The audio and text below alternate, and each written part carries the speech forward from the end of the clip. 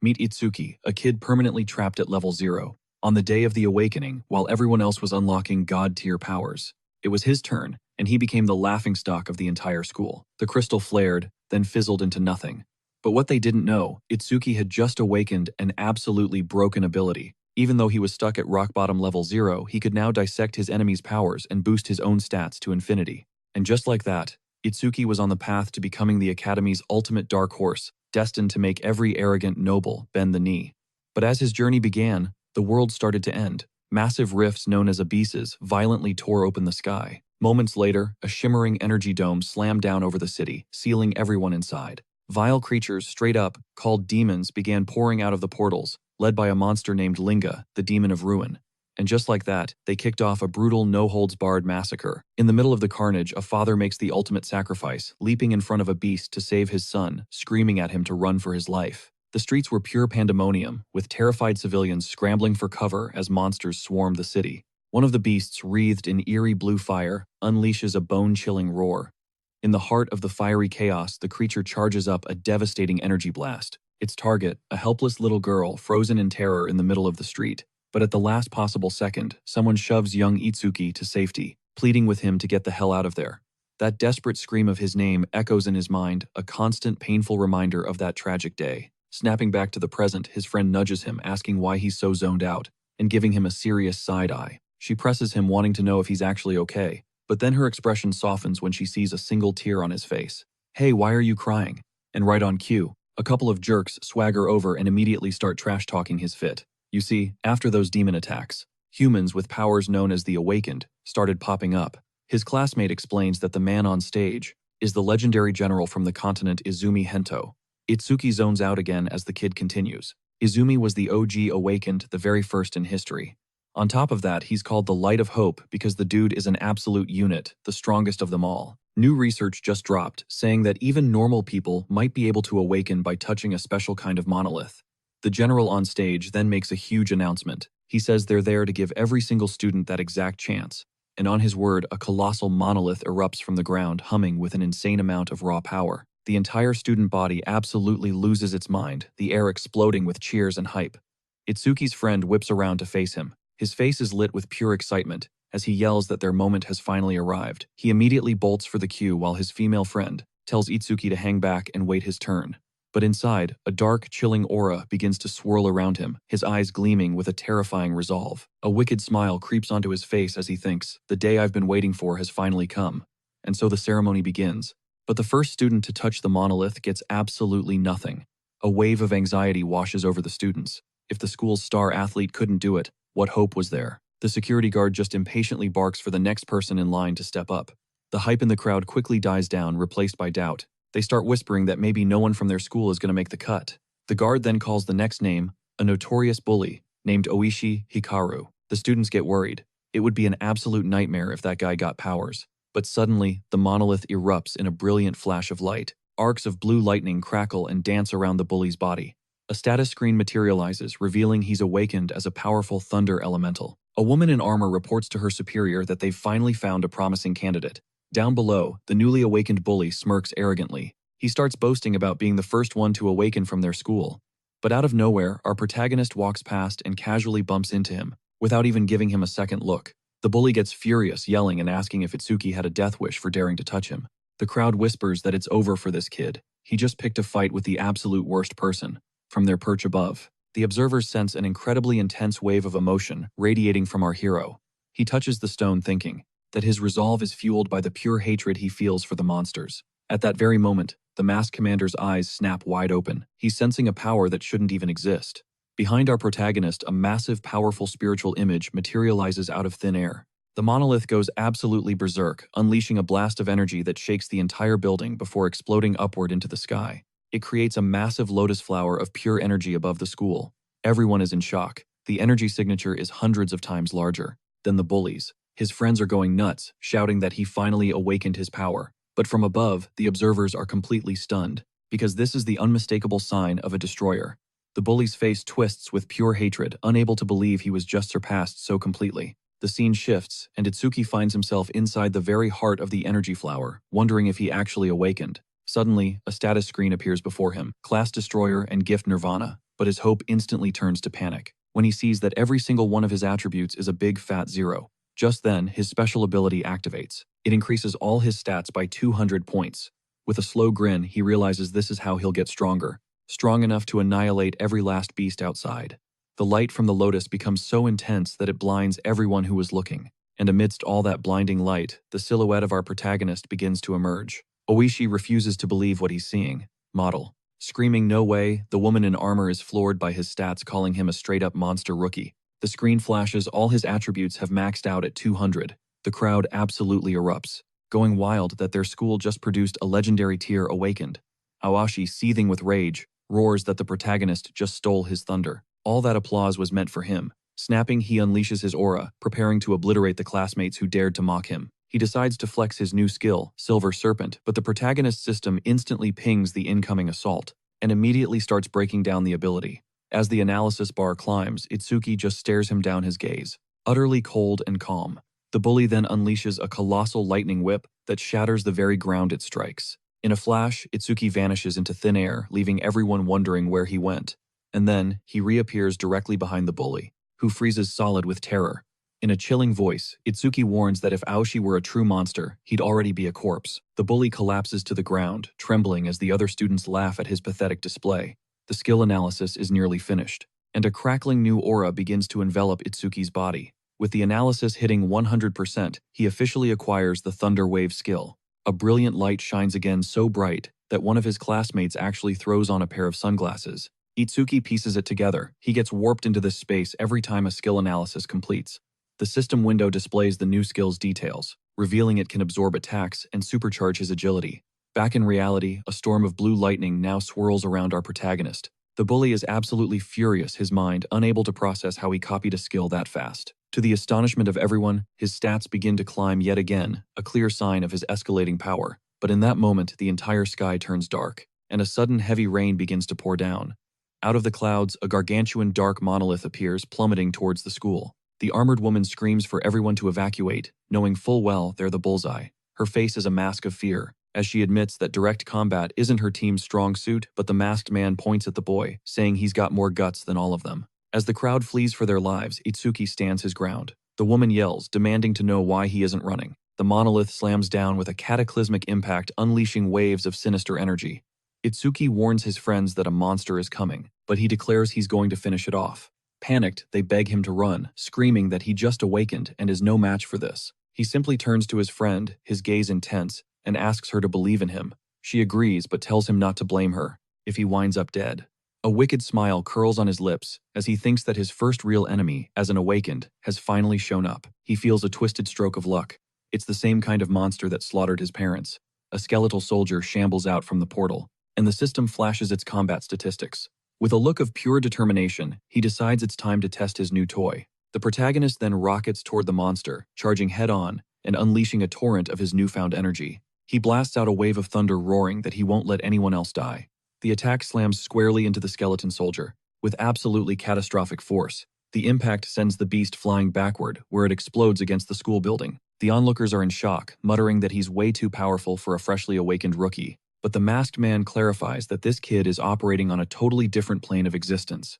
Suddenly, the skeleton lurches to its feet and conjures a blue inferno, a skill known as bonfire. Seeing the danger, his friends scream his name, petrified by the scene unfolding. Meanwhile, the bully sports a truly evil grin, hoping Itsuki gets absolutely wrecked. But our hero's system is already analyzing the new skill, and the process accelerates the moment he's engulfed in flames. The armored woman worries, knowing that not even a level 10 awakened could survive this. His body begins to char, and in that moment of agony, he finally understands the pain his mother went through. A traumatic memory flashes, showing his mother being consumed by the very same blue flames. From a distance, the general watches the whole thing unfold, wondering if Itsuki is already at his limit. Even while being burned alive, he screams that as soon as the analysis is done, the monster is a dead man walking. One of his classmates loses all hope, but then gasps as the mystical blue lotus reappears. The analysis completes, and the system announces he's acquired the Black Ice Wall skill. This new power not only jacks up all his stats, but also completely heals his wounds. He thinks that with this new spike in attack power, he can finally shatter the monster's defense. Back in reality, the blue lotus flower blooms, bathing the entire battlefield in its light.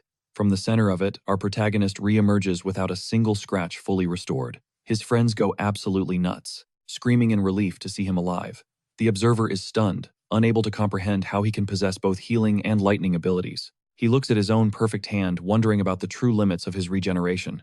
In that instant, the skeleton soldier roars with fury and unleashes its blue flames once again. But the protagonist activates his new skill, materializing a black ice shield on his arm. He stands his ground without flinching as the hellfire rushes towards him. The ice wall meets the flames and completely negates the attack. With a blinding flash of power, an energy blast detonates with such catastrophic force, it sends the monster hurtling backward. Exploiting the opening, he unleashes a whip of pure lightning, brutally slamming the beast into the dirt. But the creature lurches to its feet, now armed with a colossal sword forged from ice and thunder.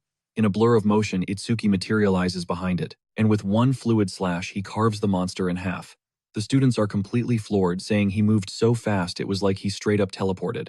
Even the proctor is staggered by his insane power level, wondering if this kid is actually a rookie. The secret is out: he can manifest weapons of any kind, making him a total beast on both offense and defense. The fight is over, and his friends finally rush toward him, screaming his name. One of them pulls him into a hug, looking insanely relieved, but all Itsuki asks is where Saya is. His friend explains she was right there just a second ago, looking like she was about to burst into tears. Itsuki frantically scans the crowd but can't spot her, guessing she might be pissed at him.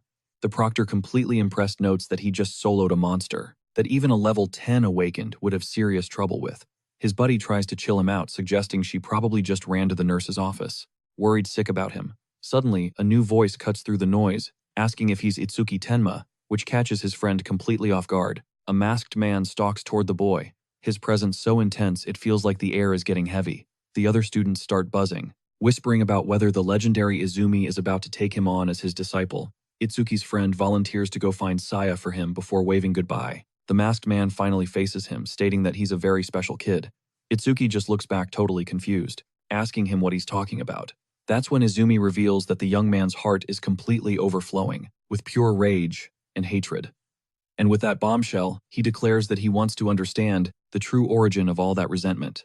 Our hero explains that 10 years ago, his parents sacrificed themselves to save him. A flashback rips us back to his childhood, where a monster's attack is about to obliterate him. He says he was seconds from death, but another awakened hero saved him right as his mother watched. But the relief was short-lived. He was forced to watch his mom get murdered, hearing her last goodbye as she was engulfed in flames. The little boy just breaks, screaming in absolute despair as the nightmare unfolds before his eyes. The guilt was crushing, but a voice deep inside him screamed that this was all wrong. The true source of this evil was the demon leading the charge, the one responsible for everything. In that moment, utterly consumed by a burning fury, the young Itsuki made a solemn vow to himself. As a single tear carves a path down his cheek, he swears he will hunt down and slaughter every last monster of that species. Izumi presses him, asking how he can still shed tears when his heart is so poisoned with hatred. Itsuki reveals that his right eye just cries on its own, a constant physical reminder that prevents him from ever letting go of his rage. Hearing this, Izumi officially invites him to become his disciple and join the Savior's Alliance. He lays it out: it's an elite organization created to strategically hunt monsters. Its members, known as Saviors, get access to intense training, insanely powerful weapons, and a massive salary. But Izumi makes it clear that this life isn't a free ride. They put their lives on the line every single day. The protagonist fires back that he couldn't care less about the money because the only thing that matters is getting a spot on the front lines. He declares with absolute conviction that he wants to become a savior. Izumi then mentions there's an annual tournament where only the top 100 prospects even qualify.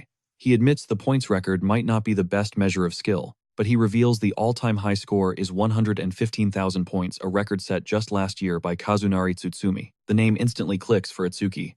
He remembers his friends talking about the strongest awakened hero. The man warns him not to get ahead of himself, but admits his raw talent could potentially rival even Kazunari's. With unshakable resolve, Itsuki declares that he won't just rival him, he will shatter Kazunari Tsutsumi's record. The general is taken aback by the kid's sheer audacity, but recognizes the raw potential simmering beneath that arrogance. He proclaims that someone with Itsuki's fire will become the very dawn humanity is crying out for. A glimmer of hope ignites in Izumi's eyes as he whispers that the rising sun he's been waiting for has finally broken the horizon. The scene cuts, dropping them in front of a massive, otherworldly structure. Itsuki just stares, asking, "What in the world is this place?" Izumi lays out the grim reality: the monuments are actually portals. If they aren't demolished, an endless horde of monsters will keep pouring through. The general adds that this entire building exists to contain the monuments they can't destroy, repurposing them as a high-stakes training ground. Itsuki gets it. It's basically a deadly gym. Izumi's tone drops, warning him that these stages are lethally dangerous. He then cautions the kid, known as the Rookie Graveyard. He then drops a bombshell, Kazunari. Back in his rookie days, blitzed this stage in just 3 minutes and 14 seconds. With that, the general throws down the gauntlet, telling him that if he really wants to beat the record, he has to clear it in under 3 minutes. Izumi then makes a promise. If he can actually clear the stage in that time frame, he'll personally take him on as his disciple. As they step inside, everyone is in shock, gawking at the legendary Izumi walking in with some no-name rookie. Our protagonist immediately gets it. This guy is way more famous than he ever could have guessed. He glances at a nearby panel and sees that the monsters inside are all level 10, way stronger than some generic skeleton. The awakened in the lobby are all whispering, betting he's just another poser who won't even dare to step inside. Totally ignoring the haters, he strolls up to the counter and coolly tells the receptionist he's here to enter the stage. The woman just looks him over and asks for his party size, but he hits her with the news that he's challenging it solo. The entire lobby goes dead silent, absolutely floored by this kid's insane audacity. The receptionist just snaps, yelling at him to quit messing around because this isn't a playground. The crowd absolutely erupts in laughter, jeering that there's always some clueless newbie who gets in over his head and gets wrecked. But he calmly explains that she's got it all wrong, because his one and only goal is to clear the stage. Exhausted, the woman tells him to drop the act and even offers him her number if he'll just leave. His whole vibe shifts, his face darkening as he repeats that he couldn't care less about her number, he just needs her to open the gate. Genuinely spooked now, the woman shoves the device at him, but warns him that his funeral isn't her problem if he dies in there. The crowd keeps mocking him, saying, "A level 0 rookie trying to solo a level 10 dungeon isn't a challenge, it's a death wish." But others argue that even if he has some busted special gift, his level is just pitifully low for this. He walks up to the gate, ready to scan his wristband and begin his trial. Just like that, his entry is confirmed and the colossal door groans open. Once he's inside, he steels himself and mutters, "The promise is to clear this in 3 minutes." The timer flares to life, officially kicking off his impossible challenge. An insane aura explodes from him as he blasts forward, refusing to waste even a fraction of a second. He immediately spots the monument, realizing this artificial space is a massive and brutal arena. Just then, he feels it an enemy presence, and they're coming. A tree spirit lunges at him, but Itsuki greets it with a ferocious blast of ice. He then conjures a massive axe and cleaves the creature clean in two with one savage swing. With a taunting smirk, he yells out, "So how does it feel watching your friend get split down the middle?" That gets their attention. A whole swarm of monsters bursts out, their furious screams echoing as they completely surround our protagonist. Meanwhile, outside, the woman asks, why on earth Izumi let him walk into such a high-level death trap? Izumi simply explains that to surpass a monster like Tsutsumi, you have to shatter the very limits of humanity. Hearing that name, the woman remembers the time she saw Tsutsumi effortlessly obliterate a level 97 monster. She describes his eyes as chilling and desolate, almost as if they weren't human at all. She finishes saying his gaze was like that of a god, a divine, untouchable presence. Izumi agrees, the kid has that same potential. But right now he's just a diamond in the rough. He adds that if Tsutsumi is a god, then Itsuki is a demon, his polar opposite. Back in the arena, our hero is tearing through the mob, noticing his special skill didn't even activate on them. But just as he finishes, a colossal shadow looms behind him, revealing the true monstrous boss of the area. Without a moment's hesitation, the protagonist launches himself forward and hammers the creature with a devastating ice attack. The monster crashes to the floor defeated, and he wonders if that's really all it took. But this feels way too easy for a stage nicknamed the Rookie Graveyard. Something is seriously wrong here. His system then pings, detecting the monster's regeneration skill and immediately starting to analyze it. All of a sudden, he hears a bizarre noise and realizes this fight is far from over. The creature's body pulls itself back together, reforming into an even bigger, more menacing version of itself. The protagonist is in absolute shock. The beast just healed, even after having half its head blown off. He gets it. Now this won't be easy, especially since the monster's stats have just skyrocketed. To protect himself, he throws up his black ice wall, barely blocking the creature's next brutal assault. To shut down its healing for good, he needs to dish out an insane amount of damage all at once, so he prepares a final assault, dual-wielding his blades. He flashes forward, dicing the monster into dozens of pieces with a blindingly fast attack. His final slash bisects the creature perfectly, with surgical precision. The monster's eyes flare with rage, glaring at him one last time before it completely crumbles apart. With a confident smirk, he declares that he sliced it so thin, there's no way it can regenerate. He raises his sword high and slashes the remains once more, this time vertically. The creature's pieces explode, finally and truly obliterated by our hero. The battle won. He feels his mana draining hard from maintaining the defensive wall. But to his absolute horror, the monster regenerates yet again, now twisting into a writhing mass of tentacles. He desperately dodges the whipping attacks, genuinely impressed that the beast still isn't dead after all that punishment. But he notices something crucial with each regeneration. The analysis speed of his new skill jumps up. He drops the wall to conserve what little mana he has left, and decides to play keep away, until the analysis hits 100%. But the clock is ticking down, and he knows he has to be faster if he's going to win. He gambles, activating his lightning and ice skills together, planning to attack and defend at the exact same time. He understands that, if that skill doesn't unlock before his mana runs dry, he's dead.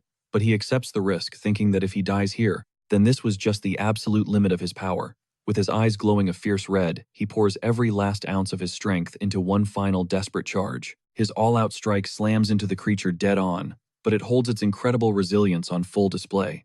Despite everything he threw at it, he couldn't pierce its defense, and he curses his failure. Vicious tentacles impale his body, and he feels his mana finally hit zero. But in that last dying second, the analysis completes. The system reveals the new skill requires 0 mana. A brilliant blue lotus erupts from his body, and just like that, he unlocks a brand new ability, Lotus Burst. It's a devastating area of effect explosion, and the more mana he pumps in, the bigger the boom. A surge of power courses through him. Every single stat skyrockets by 20 points, and his injuries vanish in an instant. The beast stares him down, ready for round 2. But he's not even sweating. He just triggers his new OP ability. With a single snap of his fingers, he unleashes a wave of pure destruction that blankets the entire arena. A colossal inferno of raw energy erupts, completely swallowing the monster whole. The stage boss is vaporized. Not a trace left. This time, there's no coming back for the beast. A smug grin spreads across his face as he marvels at the absolute power of his newfound skill. He then notices something wild. His mana, which should be totally drained, is already replenishing. And then glowing in the center of the devastation, a brilliant green stone materializes. He's totally captivated by it. Meanwhile, outside, the receptionist is freaking out. The clock is ticking down, and he's still in there. The general's assistant scoffs, convinced there's no way he can pull this off in under 3 minutes. To her, the task is a complete fantasy. But then, bam! The entire monitor flashes green, blasting an alert. A new record has just been shattered. The woman's jaw hits the floor. She's in total disbelief, wondering if he actually clutched it. The panel confirms it, locking in his time, 2 minutes and 56 seconds. The gate finally slides open, and there he is, our hero sprawled on the ground, completely drained from the fight. The crowd erupts, absolutely stunned, that he not only survived, but also smashed the legendary Tsutsumi's record. Itsuki slowly pushes himself to his feet. He looks over at Azumi and asks if he's a man of his word. With a triumphant grin on his bruised face, Azumi officially calls him sensei. Azumi is beaming with pride, and the assistant can't remember the last time she saw her father look so genuinely happy. The crowd starts to buzz. They figure the only reason he won is because he's Azumi's student, and they start trash-talking his future prospects. Just then, the receptionist timidly walks up to him. She apologizes for doubting him and offers him a small gift.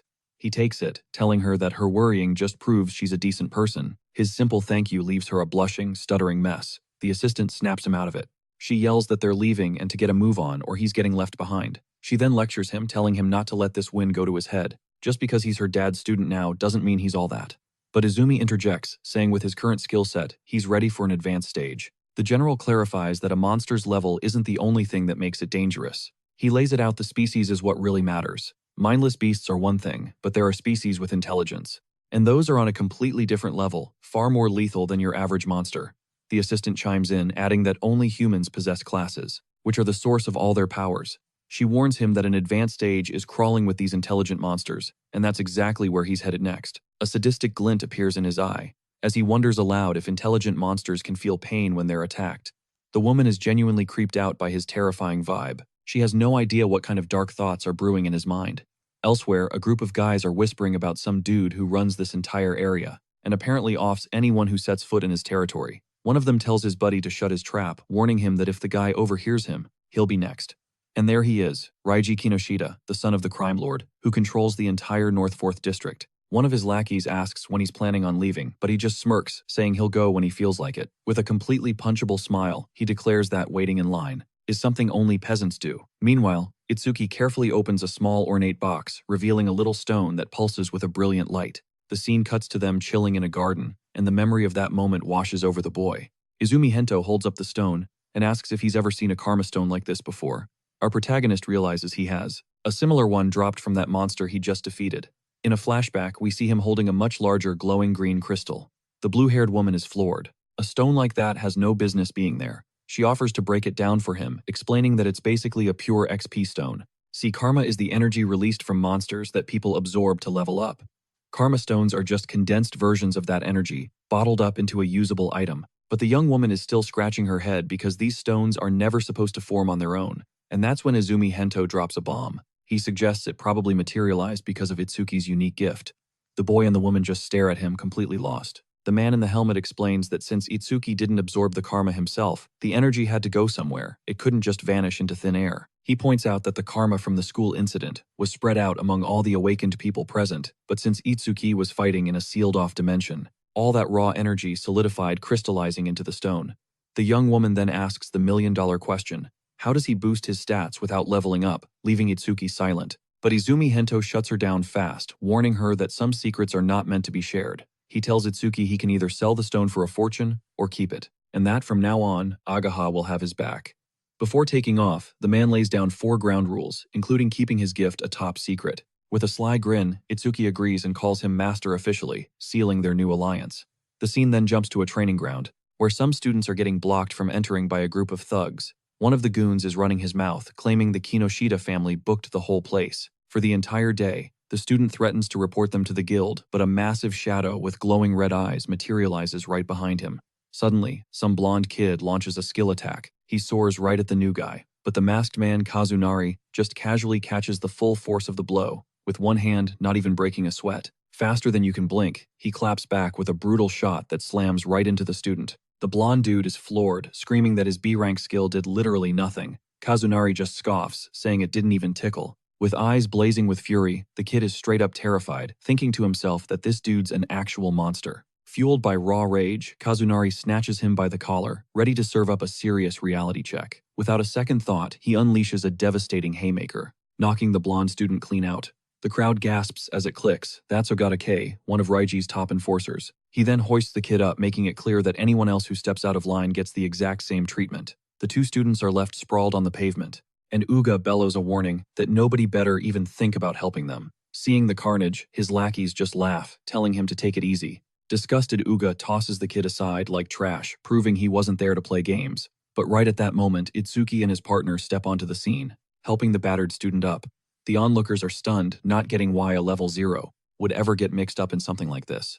Uga shoots him a death glare, warning the new guy to scram if he knows what's good for him. Itsuki knows that to get in, he's got to take down this brute first, but he tells himself that's not why he's fighting. His master taught him to always fight for what's right.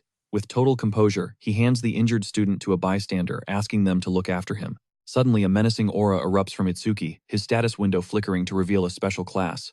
Uga feels the crushing pressure, completely baffled as to how a level 0 could radiate this much power.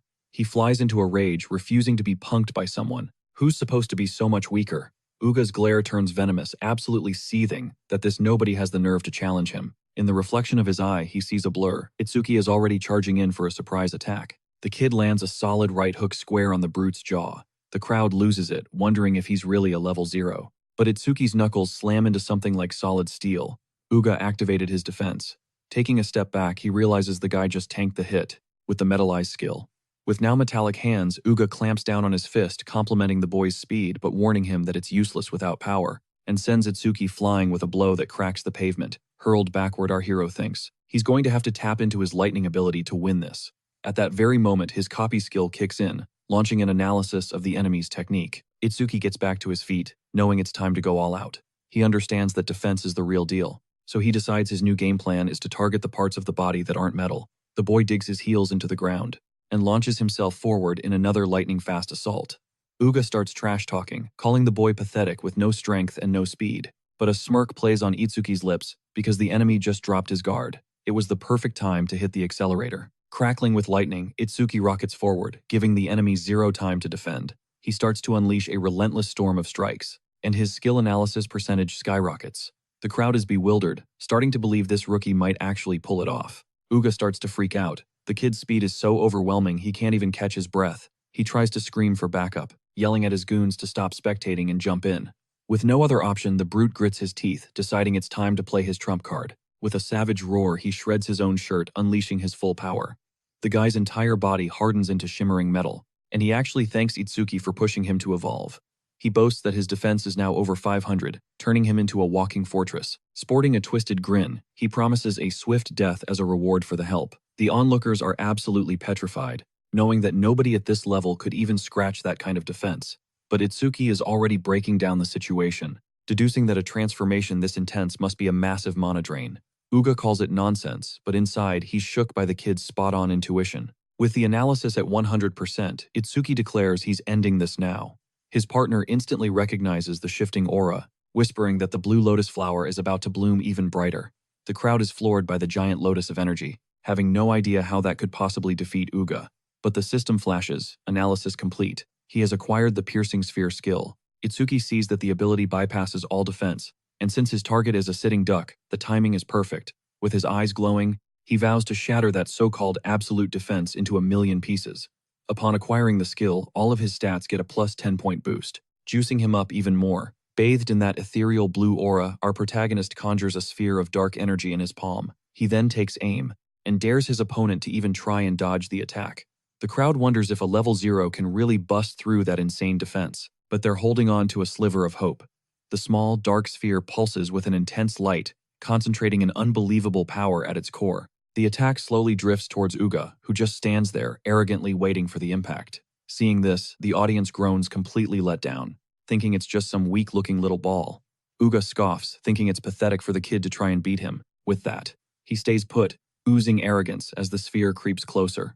The brute just smirks, warning him if this is his trump card, he's finished. This dude is about to get wrecked. The moment the sphere makes contact, it shreds through his metal skin like it's paper. Blood explodes from the wound as a raw scream rips from his throat. With the guy twitching on the pavement, Itsuki casually mentions he was just aiming for his arm. He had his chance to dodge. Itsuki's ice-cold glare sweeps over the goons, telling them to quit gawking and drag their boy to a hospital. Our protagonist then tells the whole crew to get lost. Absolutely petrified, the men snatch their boss and book it without a single glance back. The entire crowd goes wild, cheering for the rookie's absolutely insane victory. Blown away by his strength, two guys shoot their shot and invite Itsuki to team up. They try to sell him on the idea, warning him that the monsters on this stage are a whole different level of tough, but for Itsuki, that's music to his ears. He knows it's the perfect chance to level up his sphere's speed. They keep pressing him though, demanding to know what his move is going to be. With a dead serious look, he drops the bomb. "I'm going in solo." You could hear a pin drop as the crowd processes this. Figuring the win went straight to his head, the two dudes just give up, saying they'll go find another squad to run with. His partner questions him about the mana drain, but he just assures her he's got it handled. She gets all defensive, insisting she's not worried. She just doesn't want to get blamed if he bites it. Right before he goes, she warns him.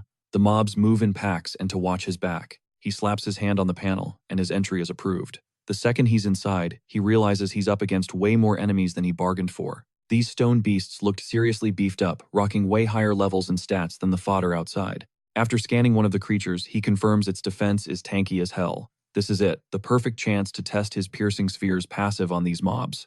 The sphere flares to life, humming with a dark purple energy that's hungry for action. He unleashes the dark sphere, sending it rocketing straight toward one of the stone monsters. The attack punches through the creature's rocky hide, effortlessly one-shotting it instantly.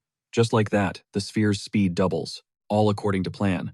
But the celebration is cut short when a dozen more stone monsters crawl from the earth, boxing him in completely. He just sees them as perfect practice dummies, slow and ideal for grinding his skill. Riding the new speed buff, he zips around and shatters two more, and his sphere's power levels up again. He leaps onto a pile of rubble for a better vantage point, only to realize his mana is running on fumes. More enemies are closing in and the boss is still a no-show.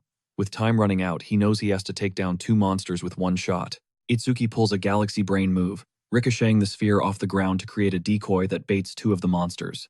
The second they take the bait, he vaults out of the way, shouting for them to walk right into his trap. A savage look crosses his face as he roars that he's about to drop the final blow he's been cooking up.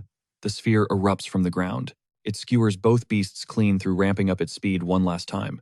Utterly spent, he collapses to the ground. Man, a skill to regen energy would be clutch right now. He glances at his status screen and sees the sphere is now fast enough to tag any target. The system screen flashes maximum flight speed buff achieved.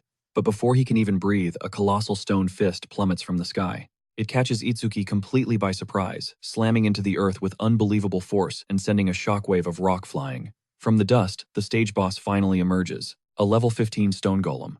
Seeing how massive this thing is, he pops his Thunderwave skill to crank his agility into overdrive. He sprints up the beast's enormous body, seriously doubting his little sphere has enough power to even dent something this huge. He figures the head has to be the giant's only weak spot, and right then, he spots a tiny opening in its guard.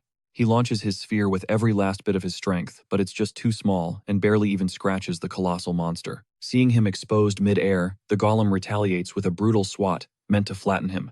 Itsuki's heart sinks. He knows he's a sitting duck. With zero options left, he desperately throws up his black ice wall to block the fatal blow. The impact is catastrophic. It doesn't just break his defense, it atomizes it into a million pieces. He's sent flying, crashing hard against the rocks. He's got to admit the brute hits harder than it looks. That's when his copy skill pings, locking onto the monster's ability and starting the analysis. Even injured Itsuki cracks a smirk. He gets it now, the monster used a skill to become a giant. And with that, the scene cuts to a lavish mansion. A servant takes a call, and his face goes pale with shock. With an ice-cold glare, Reiji Kinoshita tells the man not to make a scene in front of him. The man stammers out an apology as his boss demands to know what all the commotion is about. He explains that nobody just wrecked the Royal Fang and invaded their private training area. Pure rage flashes in Reiji's eyes as he slams his fist on the table. He wonders if it was an awakened over level 30. But his servant informs him that all the top-tier hunters are busy. Only rookies were on site. He finds it impossible that a level 10 could pull this off. Reiji orders him to dig deeper and find out who did it. His guy then says there's no need explaining that the dungeon will take a while to clear, giving them time to get there. Reiji shoots him a death glare and snarls, "We're going. Now. No more excuses." The man sweating bullets is terrified by the order and immediately agrees. Standing up, Reiji vows he will make them deeply regret ever crossing the Kinoshita family. And we cut back to the fight. The scan completes. A wave of relief washes over Itsuki. His days of endlessly running are finally over. But just as he exhales, a luminous blue lotus emblem flares to life on the golem's forehead. The system interface flashes. The analysis of the gigantification skill was a total success. He glances down and sees his piercing sphere has just hit level 2, and it comes with a brand new effect. The passive speed had doubled, but the real game changer, he could now manipulate its size. Hyped, he decides to test it on the spot. The system then floods his body with healing energy. On top of that, every single one of his stats gets a clean 20-point boost, making him feel a surge of raw power. He immediately pours every last drop of his mana into forging the largest piercing sphere he can possibly handle. The colossal orb of energy materializes, and then unleashes a devastating beam of pure, absurd power. The blast rips straight through the golem's core from head to toe, completely obliterating it. Drained of all his mana, Itsuki cracks a small, satisfied smirk. He thinks to himself that he might have gone a little overboard. The system confirms his victory, and his sphere's speed gets another insane 200% boost. He does some quick math in just 2 more rounds. His attack will be moving as fast as a car. Clutching the Karma Stone, it dawns on him that the passive buffs are way more valuable. That's when he remembers his Lotus Burst skill. Also extends the range of his abilities. The skill's passive is wild. For every enemy he takes down, its reach grows even further. He starts to imagine it one day, he'll be sniping targets from miles away. Outside, the massive screen flashes, announcing his triumph, shattering the previous record by a full 3 minutes. The crowd is in utter shock. He just demolished the time set by the monster Kazunari, who is watching as he walks out. Everyone thinks the whole situation is sus. How did a level 0 newbie emerge without a single scratch on him? His partner is beaming, totally impressed that he smashed the record and came out unscathed once again. "That was unbelievably fast," she comments. Itsuki just shrugs. The monster was a pushover.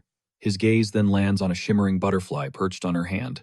"Whoa, what's that?" The girl reveals she's a Shikigami user and that the creature is hers. Itsuki's jaw just about hits the floor. No way, he breathes. "I've never seen one up close before. It's beautiful." Seizing the moment, he asks about the different classes. The question completely throws her. She explains that all classes fall into one of 4 main types, and he's already run into 3 of them.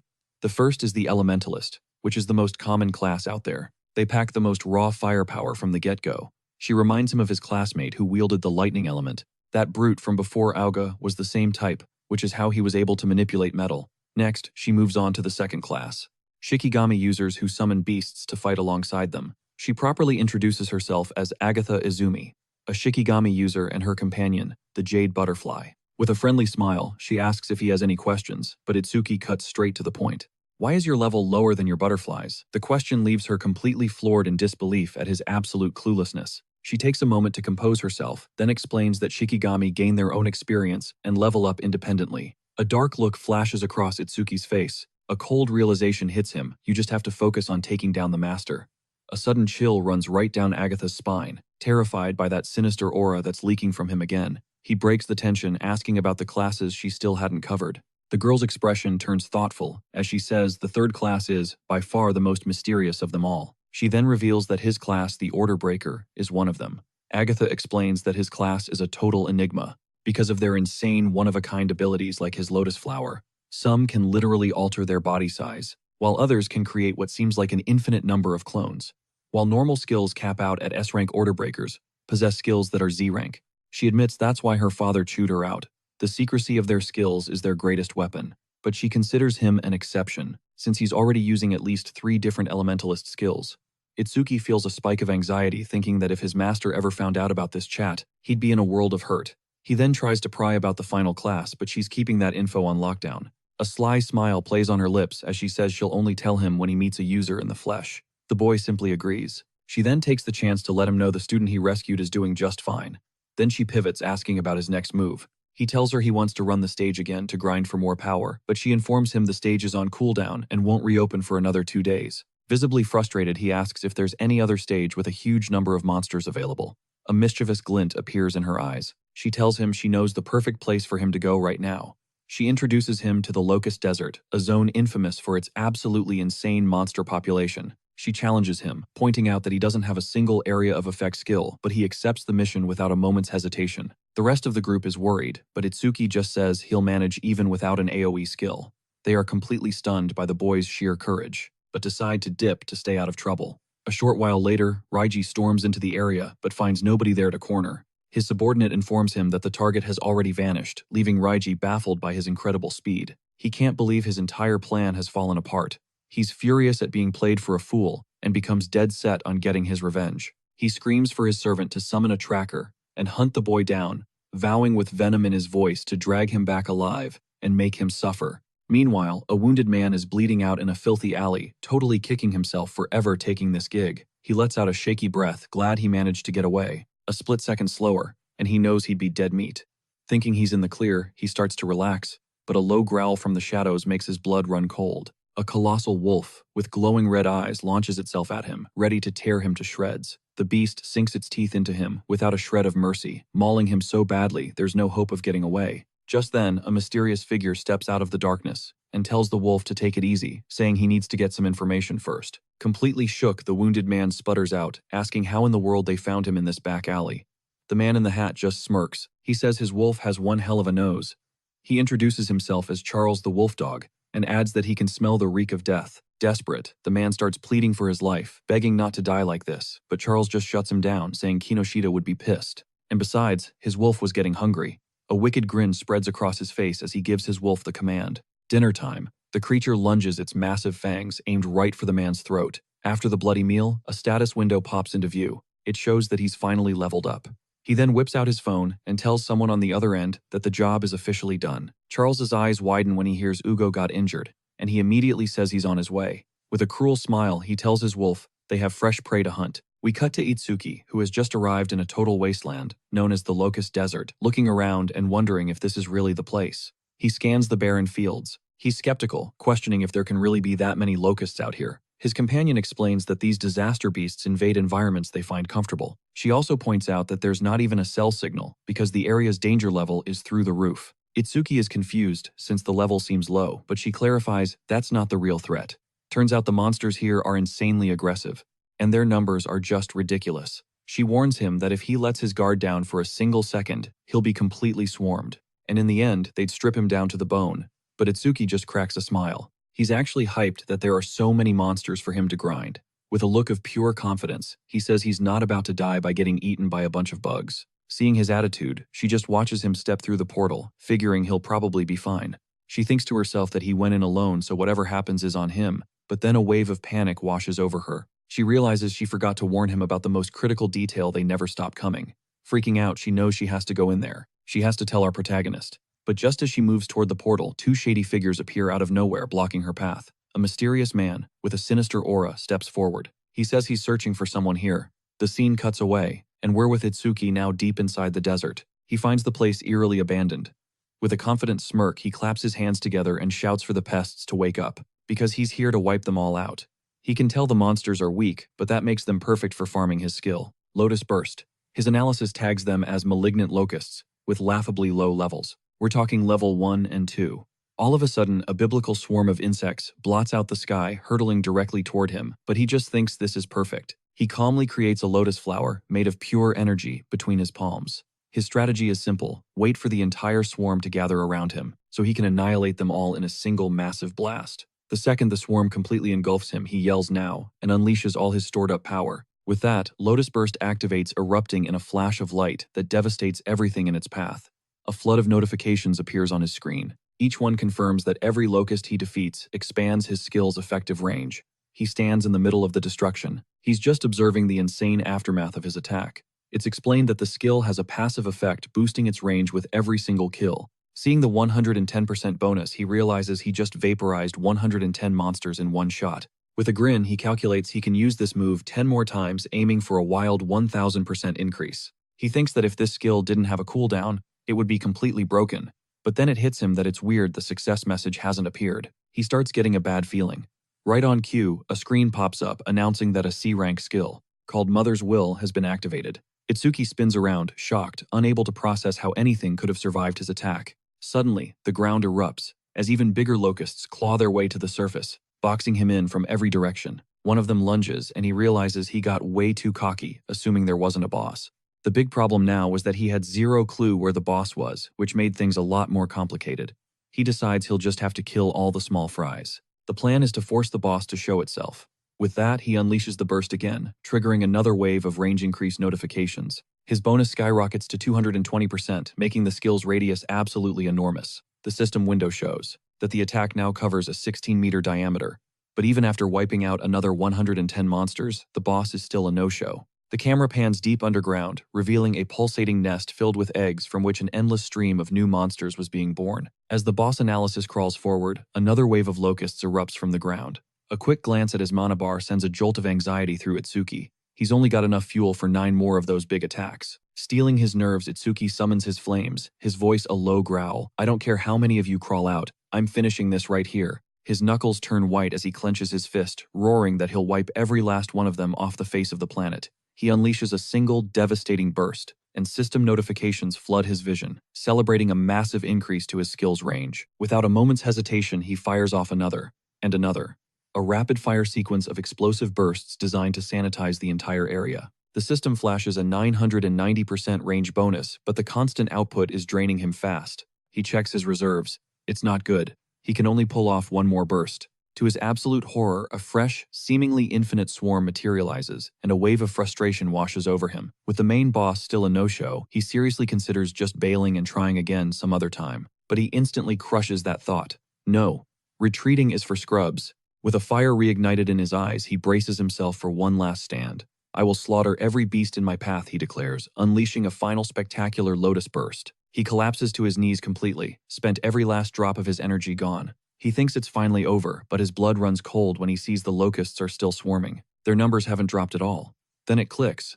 A light bulb goes off in his head as he realizes every single monster is level 1. The analysis finally completes, revealing the Locust Queen and her terrifying ability, Infinite Reproduction. He now gets it. Fighting the minions is totally pointless without taking out the boss. They just keep multiplying. Right then, as the analysis wraps up, a sphere of light shatters, and the process finishes. Just like that, he unlocks Mana Detection, a skill that not only finds enemies, but also completely restores his energy. A slow smile spreads across his face.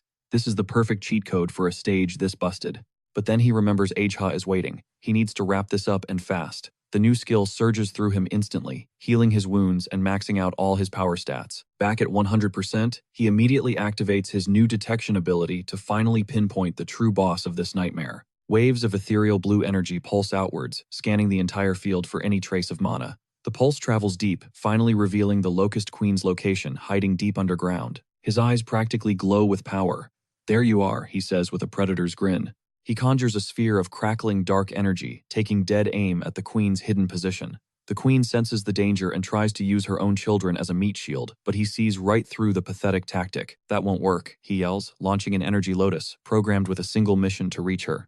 The system confirms the attack has a range of 120 meters, more than enough to hit the mark. It strikes true piercing straight through the queen and ending the insectoid menace in a single shot. Cloaked in lightning as his armor materializes, he rockets forward to finish the job. With a supremely confident smirk, he gets right in the dying enemy's face and declares, "Checkmate." In one fluid, brutal motion, he plunges his hand through the queen's carapace, a fatal and grisly final blow. As the leader dies, he watches the entire locust swarm descend into absolute chaos. Igniting his hand with flames, he tells the remaining bugs he's sending them to go meet their mother. His system screen flashes, showing his skill range has now skyrocketed past 1200%. He's definitely satisfied with that outcome, and makes a mental note to come back and grind this effect even higher. Stepping out of the portal, he checks the time: 17 minutes. He winces, worrying that he's kept Ajha waiting too long. He can already picture it. She'll give him the cold shoulder even though she's secretly just glad he's safe. He honestly finds her tsundere act kinda cute, and gets ready to announce his triumphant return. But in an instant, his vision goes red with a rage he's never known. He sees Ajha bruised and held hostage by a strange man, who casually asks if he's the one Raji was looking for. The villain explains how he tried to grill her for info, but even after getting roughed up, she didn't spill a single thing. Every muscle in Itsuki's body tenses. "Let her go," he says, his voice dangerously low, "or I'll do a lot more than just beat you up." But the guy just laughs in his face, telling the level 0 rookie not to get cocky. In less than a blink, Itsuki is a blur of motion cloaked in lightning and surging forward to erase him. The villain's smug expression vanishes, replaced by pure shock at his insane speed. He can feel death itself rushing toward him, but out of nowhere, a colossal demon dog materializes, taking the full force of the blow with its own head. Itsuki instantly recognizes the creature as a Shinigami, which means this creep is a summoner. The man analyzes his speed, a look of understanding on his face. "Ah, so that's how Uga lost." A wicked smirk returns to his face. "Looks like I have a demon dog and a hostage," he says, tightening his grip on Ajha's neck. Itsuki's focus shatters as he instinctively yells her name, creating the exact opening the monster needed. The dog's jaws unhinge, ready to clamp down and tear his arm from its socket. The villain sneers. Best case scenario, you only lose an arm. But in the next second, the man's eyes go wide with disbelief, unable to process what's happening right in front of him. With his other hand, Itsuki has shoved a super-condensed sphere of energy directly down the demonic creature's throat. The energy detonates from the inside, completely vaporizing the dog's head and killing it on the spot. Itsuki's eyes lock onto the enemy, knowing that without his pet Shinigami, this guy is totally exposed. The villain just scoffs. "You seriously don't know?" he asks. "Did you really think that would be enough to kill it?" It's then explained that the dog has a rebirth skill that drastically shortens its respawn time. As if on cue, the monstrous body begins to stir, and the man calls out to it, to keep from becoming chow for this dude's Shinigami. But Itsuki's not going down that easy. He blasts out a wave of detection energy, pinging the entire battlefield. He smirks, revealing he had his detection running the whole time, a total pro-gamer move, and the analysis is almost complete. He's holding back his blue lotus, playing it cool so the villain doesn't suspect a thing. But this dude is already shook. Itsuki's got the power, the speed, and a cheat code detection skill. Panicking, the villain grabs Agaya, threatening her life and screaming at Itsuki to back the hell off. Itsuki makes a split-second call. He'll finish the scan without unleashing his trump card. And just like that, a system notification pops up. Skill acquisition complete. He's just unlocked Shinigami Devourer, a busted new ability that lets him literally yoink enemy summons. He can feel the connection. The creature is his to command now. But wait, there are no healing buffs, no stat boosts. No big deal though. He's already at 100% health. He gets it now. This new power lets him straight up hijack other people's Shinigami. Armed with this game-changing skill, he's ready to completely flip the script. A sphere of raw energy materializes in his palm. Itsuki lunges, pouring every ounce of his being into the charge, and roaring that he's taking that dog for himself. He slams a devastating blow into the creature. His energy surges, wrapping around the beast like a shroud. With one final earth-shattering impact, he punts the Shinigami, sending it flying right back at its old master. The villain is absolutely livid, screaming at his own summon about how worthless it is. Cornered, he resorts to his only move, threatening to snap Agaya's neck if Itsuki moves a muscle. But Agaya, bleeding and broken, grits her teeth, telling him not to worry about her. Seeing this, Itsuki's face hardens. He raises his hands in surrender. "All right, you win," he says. "Just don't touch her." A smug, victorious smirk spreads across the villain's face. "See, all this could have been avoided if you just listened." Itsuki just cuts him off, demanding to know why they're hunting him. He can't remember crossing anyone. The villain sneers. "Raiji Kinoshita is pissed you entered his dungeon without an invitation." That name again. Raiji. Itsuki's eyes narrow with grim determination. Fine. He'll settle things with this guy personally. The villain just laughs in his face, warning him that the Shinigami will rip his legs off without mercy. He then barks an order at the creature, tear off both his legs, but Itsuki's gaze is pure ice. He looks the dog dead in the eye and commands, "Show me you're worthy of serving me." The ultimate betrayal. The creature whips around and lunges, not at Itsuki, but at its former master, whose face contorts in pure, unadulterated terror. In that split second of chaos, Itsuki moves like lightning, sweeping Agaya into his arms and out of harm's way. The villain is absolutely losing it. He shrieks, asking why his own Shinigami turned on him. Itsuki just gives the beast an approving nod. The dog now knows who its new master is. Looking at Agaya's wounds, a storm of fury brews in Itsuki's eyes. He vows to return every bit of her pain 100 times over. The man officially starts to panic. He starts groveling, pleading that he can lure Raiji into a trap. A chilling smile plays on Itsuki's lips as he says it's a very tempting offer. Thinking he's been fooled, the villain's face splits into a greasy grin as he shouts that Itsuki fell for his trap. He then hurls an attack crystal. "Just die already," he screams. But Itsuki's response is ice cold. "I'm more than enough to kill Raiji by myself." With that, he gives a single command to his new pet: "Make him suffer." The man immediately starts begging for forgiveness. He pleads for one more chance, claiming it was just a slip-up. But the creature stalks toward him slow and menacing, ready to carry out its new master's order. In a blind panic, he tries to remind the dog that he was its master, that he fed it for years. It's useless. The beast opens its massive jaws to devour him. No mercy. Itsuki doesn't even watch the gruesome scene because he senses they haven't been alone this whole time. He calls out into the shadows, "How long are you going to hide? Show yourself." The scene cuts away, and we see there was in fact someone perched on top of a nearby structure. A mysterious hooded guy appears. "So you noticed me," the figure says. Itsuki still cradling. Agaya asks if he's a friend of the guy who just became dog food. The blonde dude starts waving his hands, frantically denying it, and desperately asking our hero to hear him out. But Itsuki doesn't have time for this. He tells his new dog to follow him after it's done eating. The young man watches the beast, thinking that maybe this powerful stranger could be his salvation. He rushes to introduce himself as Iberia, complimenting the incredible fight and recognizing Itsuki as someone famous. He offers up rewards, mana stones, powerful weapons, anything in exchange for help, but Itsuki completely ignores him. Iberia is totally stumped. This isn't what his master taught him.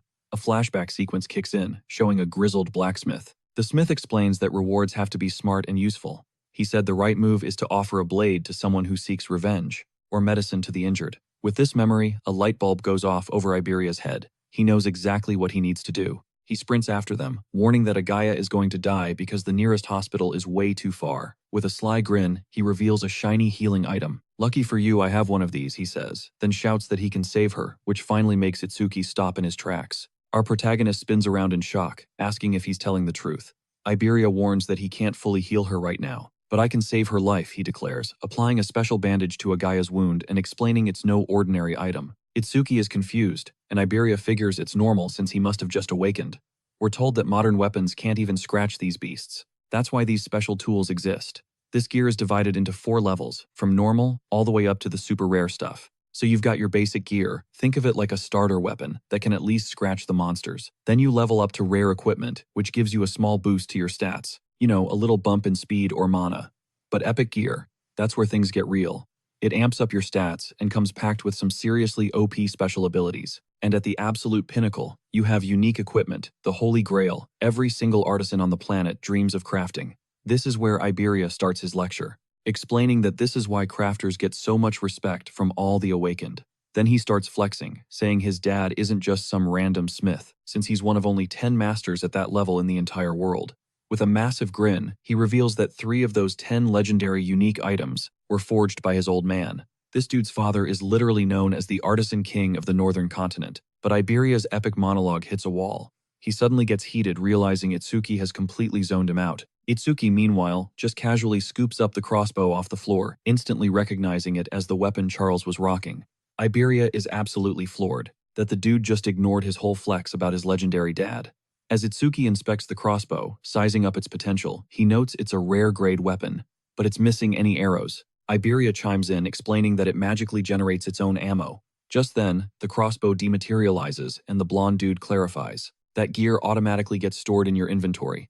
Itsuki gives a quick thanks for the info dump and says he's got to bounce. He's now on the hunt for this Raiji character. The blonde kid thinks he's certifiably insane for trying to throw down with Raiji, but Itsuki just shoots back. "So what? I should just roll over and give up." But then Iberia drops a plot twist. Turns out they're both gunning for the same guy. He throws out an offer to team up for the upcoming tournament, a tournament that coincidentally Itsuki was already grinding for. Itsuki's confused, asking what any of this has to do with Raiji, and Iberia starts connecting the dots. The tournament is the battleground. We find out Raiji is the son of the freaking administrator, so him taking an L would be a massive public humiliation. Suddenly, it all clicks for Itsuki. That explains why the dude has a total monopoly on the dungeons. Still, he doesn't get why Iberia is so eager to help him. Iberia claims his gut is telling him Itsuki is a powerhouse, but Itsuki calls him out for being so impulsive. That's when the blonde's whole vibe shifts, and he gets dead serious. He begins to lay out exactly why this tournament is everything to him. A flashback pulls us into his past, showing him as a kid totally idolizing his father, who was a legendary weaponsmith. His ultimate dream was to awaken his powers, so he could finally wield the masterpieces his dad created. But when he finally did awaken, his father shot him down, saying it was too early. Those weapons were reserved only for true saviors. Iberia explains that, after basically begging, his dad laid down an ultimatum he had to conquer the tournament. His expression hardens with resolve, as he practically screams that this is why he absolutely has to crush the prelims. Itsuki thinks the whole thing is sus. With such a famous dad, why would he ever need to team up with a level 0 nobody? But Iberia clarifies that his father straight up banned him from using his family name to recruit powerful allies. He gripes that all the top-tier players have already been bought out by Raiji's crew, and everyone else is already squatted up. But then a rumor started. He heard whispers about some guy who not only smoked one of the kings but also shattered a record in the process. Itsuki finally agrees to the team-up, but on one condition: he's taking Ageha to the hospital first. Hyped Iberia instantly starts brainstorming a bunch of cringy team names, which is already getting on Itsuki's nerves. In that moment, Itsuki thinks back to his own friends, wondering if they jumped into the tournament too. The scene cuts, and we see Ryuto letting out a massive sneeze, right in the middle of some hardcore training. Saya asks if he's catching a cold, but he's convinced it's just Itsuki talking about him from afar. She looks concerned, wondering how long it's been and if Itsuki is holding up okay. Ryuto picks up on her vibe and starts teasing her, asking why she didn't just chase after him sooner. Annoyed, she lashes out with a whip made of water, but he dodges it by a hair's breadth. He yells that it was a cheap shot, but she claps back, saying it's his own fault for dropping his guard. Just then, their master shows up, dropping the news that the prelims kick off the day after tomorrow. With no more time to mess around, the two of them get fired up, ready for a real fight, and the system window flashes, displaying both of their current stats.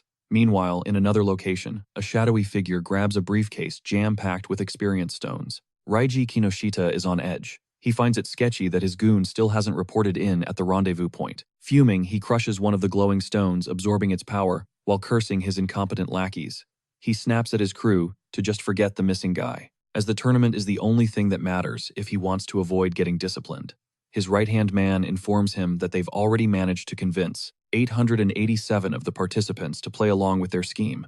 Pleased with the numbers, Raiji tells his servant he's the only one who's actually reliable. With that settled, he pops the last of the experience stones, finally triggering another level up. Now sitting at level 12, he's feeling unstoppable, sneering that it's more than enough power to steamroll all the commoners. Back with our hero, Itsuki Tenma stands in the aftermath of the battle, the air still crackling with energy, his face grim. Inside his head, he silently apologizes to his master for dragging Ageha into this mess. Right at that moment, Izumi Hento walks up and asks what they should do with the defeated enemy, but Itsuki shuts it down with a hard stare, telling him it's better if he handles this himself. Hento just nods, agreeing to the call and asking for a debrief later on. Iberia watches this whole exchange, thinking to himself that Hento is way more of an enigma than he initially thought. The scene cuts to a hospital room where Itsuki is explaining the new plan. He tells Ageha he's jumping into the tournament with Iberia. From her hospital bed, Ageha insists that she's already all healed up. The artifact in Iberia's hand catches Hento's eye, who zeroes in on him, questioning if he is the offspring of the renowned artisan Aiden. The blonde is absolutely floored. How did this man not only recognize the artifact but also know his father's name? Trying to play it cool, he flashes a thumbs up and bellows that he is Aiden's father. The entire area goes dead silent, and Hento calmly deadpans that he's got it all backward. Utterly humiliated, Iberia corrects himself, whispering that Aiden is his dad. Hento then expresses his gratitude for saving his daughter and promises to personally arrange a meeting with Aiden for them. He sends the two off to get ready for the tournament, letting them know he and Agaya will be watching from the stands. Fired up, Iberia vows to Hento that they will absolutely dominate the preliminaries. The moment they are alone, Agaya remarks that her father seems to have taken a shine to Tenma, just as he did with her and Kazunari. Hento explains that Itsuki harbors a deep self-destructive impulse, born from a childhood trauma, but that dangerous urge completely vanishes when he has people by his side to protect. This is when Hento drops a bombshell. He intentionally placed a Gaia near Itsuki, pleading with her to become his friend. The pieces click into place for her. She realizes she needs to become his weakness, the very person Itsuki will feel compelled to shield above all else. The conversation takes a dark turn as Hento reveals the assault on the school was a calculated attack. He stares out the window, grimly stating that the future of humanity is looking utterly bleak, but a flicker of hope remains in his eyes, a firm belief that Tenma is the one who will illuminate this shadowed path. And in doing so, the boy is destined to become the great beacon of hope for everyone. The camera then pans to the tournament arena, the stage for the chaotic preliminary rounds. Itsuki and Iberia step into a massive throng of contestants, a crowd that only swelled with the news of Hento's arrival. Elsewhere, a rival combatant grumbles that Izumi Hento showing up has introduced far too many unpredictable factors. Another crew of fighters clocks the signature red ribbons and begins speculating if Itsuki himself is in the house. Suddenly, the event's high-energy host materializes on stage, gearing up to lay down the rules of the game. The host explains the layout. The arena has an outer ring and an inner circle, with everyone starting at the edges. The objective is simple: be one of the first 300 to reach the center to qualify. Ryuto is stunned by the wristband's true purpose, and Saya finds the mass elimination style disgustingly cruel as the host gives the green light for artifact usage. Iberia suddenly grabs Itsuki's attention, pointing toward Raiji Kinoshita, who is seen barking orders at a team of mercenaries he has on his payroll. Iberia quickly suggests they blitz the inner area to set up an ambush for Kinoshita, but in the next instant the color drains from his face, replaced by a mask of pure despair. It's because Itsuki was already standing directly in front of the enemy squad, casually informing them he heard their entire plan. Ignoring the rising tension, the host's voice booms across the loudspeakers, announcing that the first stage has officially begun. From his high vantage point, he observes the swarm of competitors, thinking that quality is always better than quantity. Beside him, Hayton Akira remarks that in his day, there were plenty of participants who were above level 15. But a flashback shows us the reality. Back in his year, only he and the legendary Kazunari Tsutsumi possessed that kind of power. Akira cracks a smile, admitting it would be a boring world without rookies like Kazunari to shake things up. He then pivots to Izumi, asking if the rumor about a new, impossibly strong prodigy is for real. Seated like a king, Izumi Hento confirms that the story is 100% true. Akira presses him, asking if this individual is among the contestants, guessing they must possess some kind of god-tier talent. His curiosity sparked, the host begins, frantically scanning the participant data, trying to figure out who this mystery powerhouse could be. He first analyzes Riku but quickly dismisses him because of his low-grade gift. Next, he checks Saya, but also comes to the conclusion that it's probably not her. He then bets it must be the girl Hana, since her level is pretty high, but Izumi Hento corrects him, revealing it's none of them. Even though Hana is technically the strongest, Akira then poses a wild question: is there by any chance a level 0 participant in this tournament? Back down in the arena, Raiji's crew starts mocking Itsuki, asking if the little boy got lost on his way to daycare. Completely unfazed, Itsuki lets an ability flare to life in his hand, staring down the pack of hyenas. Raiji instantly recognizes the technique, shouting that it belongs to Charles and demanding to know who the hell Itsuki is. With an ice-cold glare, Itsuki asks if they weren't the ones looking for him. Raiji is absolutely furious, unable to believe that some low-level piece of trash took down his subordinate. He then orders his goons to annihilate the boy, and they all prepare to lunge forward. But a sinister energy erupts from the ground, as Itsuki warns that he has no time to waste on them. With all his enemies neutralized in an instant, the protagonist walks past their fallen bodies without a second glance. From a distance, Akira remarks that the outcome was obvious, and suggests they should have just begged for their lives. Iberia is freaking out, because even if he manages to take down one of them, Itsuki would still have to fight 4 guys. With his back against the wall, he decides he has no choice but to use that to help. A new enemy approaches, scoffing that the first opponent he runs into is a level 0 scrub. But Itsuki, without even looking up from the ground, simply tells him to get out of his way. The man is stunned for a second, not believing what he just heard, and then he erupts into laughter, finding the kid's sheer nerve hilarious. Watching from above, Akira says he likes the kid's style and will save him if he gets himself killed. The red-haired man lets out a vicious snarl to shatter the boy's skull, but Itsuki just scoffs. In the next instant, a brutal crack echoes as a fist slams into the man's jaw. A spray of blood erupts from the impact. As his enemy collapses, Itsuki coldly reiterates, "I told you to move." Akira is completely stunned, his mind reeling from how Itsuki just instantly deleted a guy who was way out of his league. The other goons are paralyzed with shock, but one of them shakes it off, yelling at the others not to freak out. He conjures a swirling fireball, screaming that he's going to incinerate the new guy. The explosion blindsides Akira. The blast was so immediate he didn't even have a split second to process it. The enemy crew sneers, commenting that if you're this weak, you're supposed to get wiped out in the preliminaries. But as the thick smoke starts to clear, One of them points his voice trembling with alarm, warning that something is dead wrong. A massive wall of jagged black ice has just erupted from nowhere, shielding them both. Iberia, now brandishing 2 daggers, is low-key impressed by the instant fortress, but Itsuki just shoots him an ice-cold glare, telling him to get back. Now, a system window flashes open, revealing the wall just massively buffed his defense stats. With his defense jacked up, he figures it's the perfect time to test this skill's passive effect one more time. The attacker is completely stunned, trying to process how this guy just used an ice ability, without even being a water element user. Itsuki just points a finger at him, goading him to try again. This time, he says, "I won't even block." The guy absolutely loses it, screaming if he's being played, and Itsuki confirms it with a deadpan stare, furious. The enemy unleashes his trump card, a superheated high-pressure flamethrower. The inferno roars to life, surging forward. But Itsuki just notes that even though it's packing more heat, it's still just a B-rank skill. The torrent of fire barrels ahead with unstoppable force, completely engulfing the arena in its destructive power. The enemy starts bragging, boasting that the sheer force of this attack is easily on par with a level 89 player. He feels his mana tank hit empty, thinking what a waste it was on a level 0 scrub. But in the next second, the man's eyes dart to the side, his face twisting into a mask of pure terror, unable to comprehend what he's seeing. Itsuki then confirms it out loud: the ice's passive effect doesn't proc twice on the same target. With the experiment concluded, he turns his gaze on the remaining goons and warns them that playtime is over. The brute is in shock, but his partner claims he's already figured out the kid's weakness. With that, the big guy charges up his skill, a devastating fire blast. He unleashes a volley of fireballs, but Itsuki just throws up another ice wall to shield himself. The attacks detonate one after another, creating a blinding curtain of fire and smoke right in front of him. The attacker smirks his plan to just drain the kid's mana, but as he powers up, his hands are suddenly seized with unbelievable strength. The big guy is frozen in shock, breaking out into a cold sweat as he stares at the figure that just appeared before him. It's Itsuki, now encased in a full suit of ice armor, having closed the distance between them in the blink of an eye. The brute tries to flex his muscles, screaming that if the kid's game is speed, then theirs is pure power. From inside the armor, Itsuki's voice drips with disdain. "Is that really all you've got?" Seeing the brute's pathetic struggle, he announces he'll go easy on him and just slams him into the ground.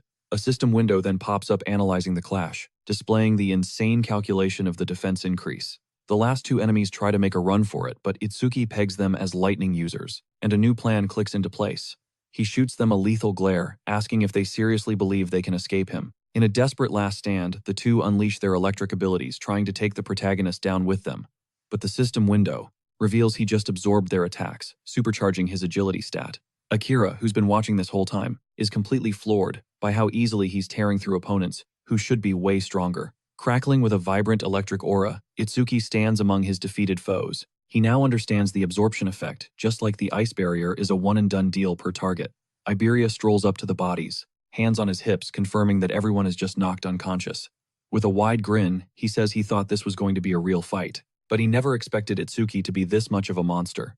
The masked goon on the ground yells out, demanding to know who he is because there's no way he's a level 0. Iberia then casually steps up beside him, and Itsuki questions why he said "we," with a ridiculously smug smile. Iberia announces that they are Double I, the most powerful duo in existence. Itsuki completely ignores this cringe-worthy idea, already dragging Iberia away, so they can hunt down Kinoshita immediately. Sprawled on the ground, the defeated enemy just thinks to himself that their duo name is absolutely lame. Far off in the distance, Raiji Kinoshita senses the chaotic energy, assuming that the level 0 kid is getting pummeled right about now. But he spots Charles's signature weapon, making a mental note to look into it later. Suddenly, a screaming competitor, literally engulfed in flames, zips past him at blinding speed. Elsewhere, another participant is celebrating his own success, bragging about being a speed specialist. But out of nowhere, a bolt of violent purple lightning crashes down, striking the speedster, who lets out a piercing scream. He collapses to the ground, completely bewildered as to who could have tagged him while he was moving at top speed. Then, a foot wreathed in crackling purple energy slams down hard onto the man's back. It was Raiji who warns him that this is the price for running ahead of him. He barks at his crew, telling them not to waste their energy on this kind of trash. From the private viewing boxes, a woman remarks to Hento about the sheer arrogance of the administrator's son. Even though it isn't technically against the rules, Raiji is basically farming other players to replenish his stamina. With his strategy paying off, he's totally confident he'll breeze through the second phase. At last, he arrives at the entrance to the inner zone, thinking that was almost too easy. Just then, a voice echoes across the entire arena, calling out for Kinoshita. Surrounded by crackling lightning, Raiji whips around, a look of pure shock on his face as he tries to pinpoint who called his name. His cronies immediately jump into a defensive stance, and one of them points a trembling finger warning that it's that level 0 rookie. Through the pouring rain, the silhouettes of Itsuki and Iberia slowly advance, putting the entire group on maximum alert. As the thugs close in, they finally realize who they're looking at. It's the same kid. Raiji can't wrap his head around it. There's no way this nobody demolished his entire crew. A bitter smirk twists his face as he trash talks the rookie, calling him a pest he can't shake. But Itsuki fires back, making it clear he's not moving an inch until they finish this. Raiji scoffs that he's got better things to do, but he's already lined up some new playmates for them. With a look of pure rage, he orders his new muscle to handle the kid. The mob swarms the duo, clowning a level 0 for having so much nerve. Iberia starts to freak out, counting over 100 enemies and asking what the hell they're gonna do. Itsuki just places a calm hand on his head, telling the kid to brace himself. In that instant, crackling blue lightning erupts from the ground, engulfing all the goons at the front. Raiji spins around, sensing the massive energy from the attack that just went off. In a flash, Itsuki vanishes and reappears, throwing up a lightning barrier that traps Raiji inside. The boss has no clue what just hit him, while Iberia just stares his face, a mask of pure shock. Then Itsuki speaks up. He says maybe he wasn't clear the first time and decides to spell it out. With stone-cold eyes, he declares that nobody is going anywhere until this is settled. Elsewhere, Harino remarks that they would have been toast if they hadn't stuck together. Even then, he figured they were some of the fastest players around. Nearby, a woman asks Akira if he's hungry already. Their eyes drift to the #1 player on the board, Kana, who's already hit level 16.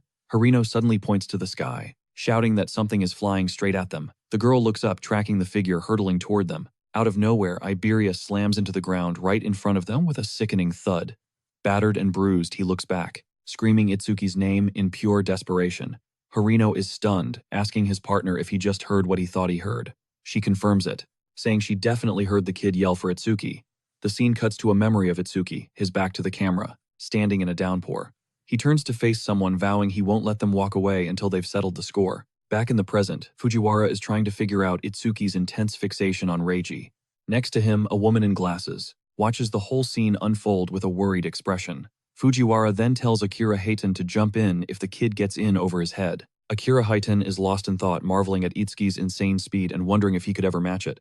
The flashback continues. Reiji faces his challenger and tells him to get ready. This, he sneers, is going to be way more than a simple fight. The man roars that he's about to witness his own complete and utter humiliation. He clarifies what's about to happen. In his words, a one-sided beatdown. Cutting back to the present, Itsuki declares that his only goal right now is getting revenge for H.Ha. Reiji points a trembling finger and screams for everyone to kill him on the spot. The entire mob surges forward, stampeding toward Itsuki. One goon lunges, yelling he'll take his head with one punch, but Itsuki casually blocks the blow with a single hand. In the next move, he seizes the guy's arm and twists it with bone-snapping force. Itsuki slams the man face first into the dirt instantly, knocking him out cold. The other thugs recoil in shock, one of them sputtering that there's no way they can lose. Itsuki just smirks as a system notification pops up. He announces that he's ending this joke now and unleashes his skill. The boy winds up his arm, releasing an overwhelming torrent of energy. He triggers a massive explosion that blasts all of his opponents off their feet. Harino is completely floored, asking if that was seriously Itsuki's power. Akira can't believe what he just saw, but the girl beside him just calls it an appetizer. Even the top-ranked player, Kana, turns to see what all the commotion is about. Fujiwara is speechless, questioning how he just used a skill that's totally outside his class. The woman admits she had no idea Itsuki even had an area of effect attack. Itsuki remarks that 30% power should be enough since he doesn't actually want to murder them. Raiji scans the battlefield, his jaw on the floor as he sees all his men down for the count. Itsuki's gaze locks onto him, warning that now he's all that's left. Raiji screams, demanding to know why he's so obsessed with him. Itsuki promises to return every ounce of pain his friend suffered, because of him. This sets Raiji off, who boasts that he can reach power levels others can only dream of. He screams that they're built different and swears he's going to end Itsuki right here. Raiji unleashes a colossal attack, and Itsuki's system instantly begins to analyze the incoming blast. At the very last millisecond, Itsuki sidesteps, completely avoiding the strike. Raiji collapses to the ground, muttering that it's impossible to beat someone with that kind of speed. He completely loses it and starts screaming for someone named 40. A bald-headed man rockets forward at blinding speed, making it clear he's about to break the rules. A grin spreads across Raiji's face as he warns that 40 is level 35, telling Itsuki his doom has arrived. Miles away, Kira issues a command to his subordinate, who simply acknowledges the order. Back on the field, Itsuki senses the new presence approaching. Even with anti-magic blazing and moving at insane speeds, the system was still crunching the numbers on Raiji's abilities. Just then, 40 lunges in for the kill, but bam, a wall of solid rock slams up, blocking his path. This massive stone barrier erupts from the earth, completely shutting down the attack. Itsuki glances over, trying to see who just crashed their party. And who is it? None other than Akira Heiten, physically restraining 40. He just looks at Itsuki and says, "Don't mind us. Finish your business." Itsuki turns his ice-cold gaze back to Raiji. "Looks like your backup isn't coming." Raiji starts panicking, pleading with him to stop and trying to flex his family's high-status connections. The shot pans out to show Raiji utterly broken on the floor, with Itsuki towering over him. Itsuki mutters under his breath. Finally, "Agaha, this is for you." From a safe distance, the woman in glasses is analyzing the whole scene. Fujiwara just smirks. Well, he won. So why's he staring over here? His system flashes analysis 99% complete. He freezes it. Suddenly a voice cuts through the silence and he whips his head around to see who it is. He knows that voice.